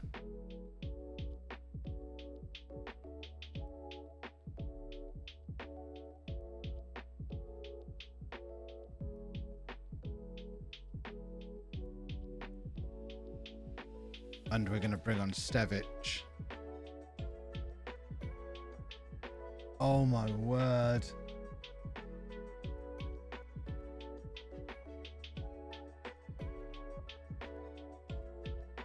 Oh my goodness. Sven da Silva. Sven da Silva. Sven da Silva.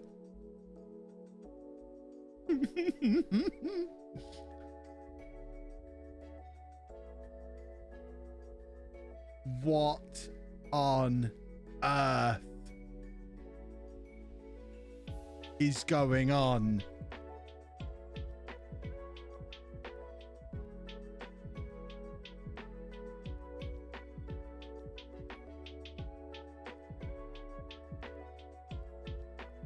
The last 20 minutes of this stream is what's known as a Football Manager masterclass.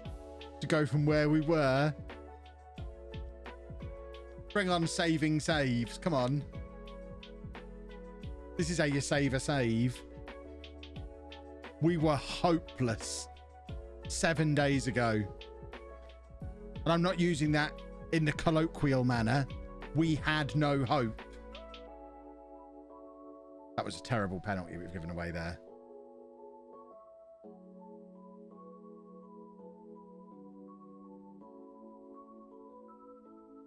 Oh. Right, come on, keeper. Let's have a save. Can we have a save, please? Oh, now it's a little bit nervy. Now it's nervy. Oh. Don't like it. Oh, my heart. Oh, my heart. I don't think I can cope with this. Someone else might have to take over. Why have we got no midfield? Oh, not Buffonge. Oh. Ha. Ha. Ha. Ha. Ha. Don't know what to click. I'm not going to click anything. I'm just going to I'm going to put my hands on my head. So I'm not tempted to change anything. You don't change things in this situation, even though you want to. You just put your hands on your head and you don't touch anything and you hold your nerve, even though there's only one goal left in it. You hold your nerve.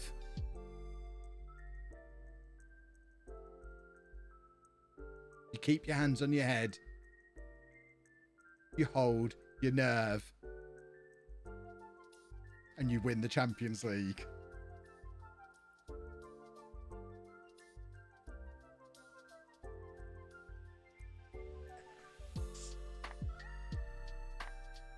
And that's the difference between me and those other rascals.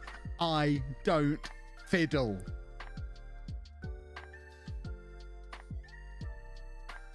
Da, da, da, da. Sven de Silva, da, da, da, da.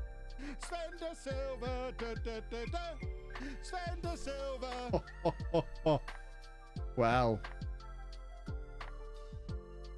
Well, well, well. What a team.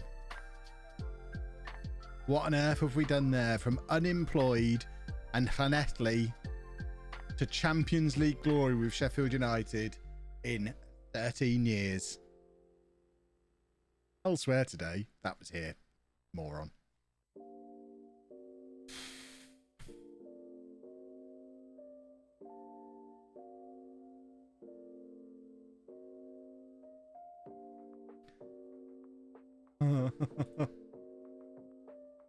I'm having a good week. Boys and girls, that is it for the stream. Look at budgets. They're going to be terrifying, aren't they? The budget's in. This is all stuff we can look at in the next stream, which won't be tomorrow, might be Thursday. And we'll decide then what we're going to do. We might do one more year. We might resign and go to a different club. We might start a new save. We'll figure it all out. But for now, we're going to raid somebody. I think I might have to make that into a YouTube video because that's how you turn an absolute pitiful situation around. We're going to raid Niran. And you just tell him what I did. Tell him what you just saw. Tell him all about it. He'll love that. The official FNG. And I will see you back here very, very soon, boys and girls. Thank you very much for watching. I've got to be quiet. That was mad.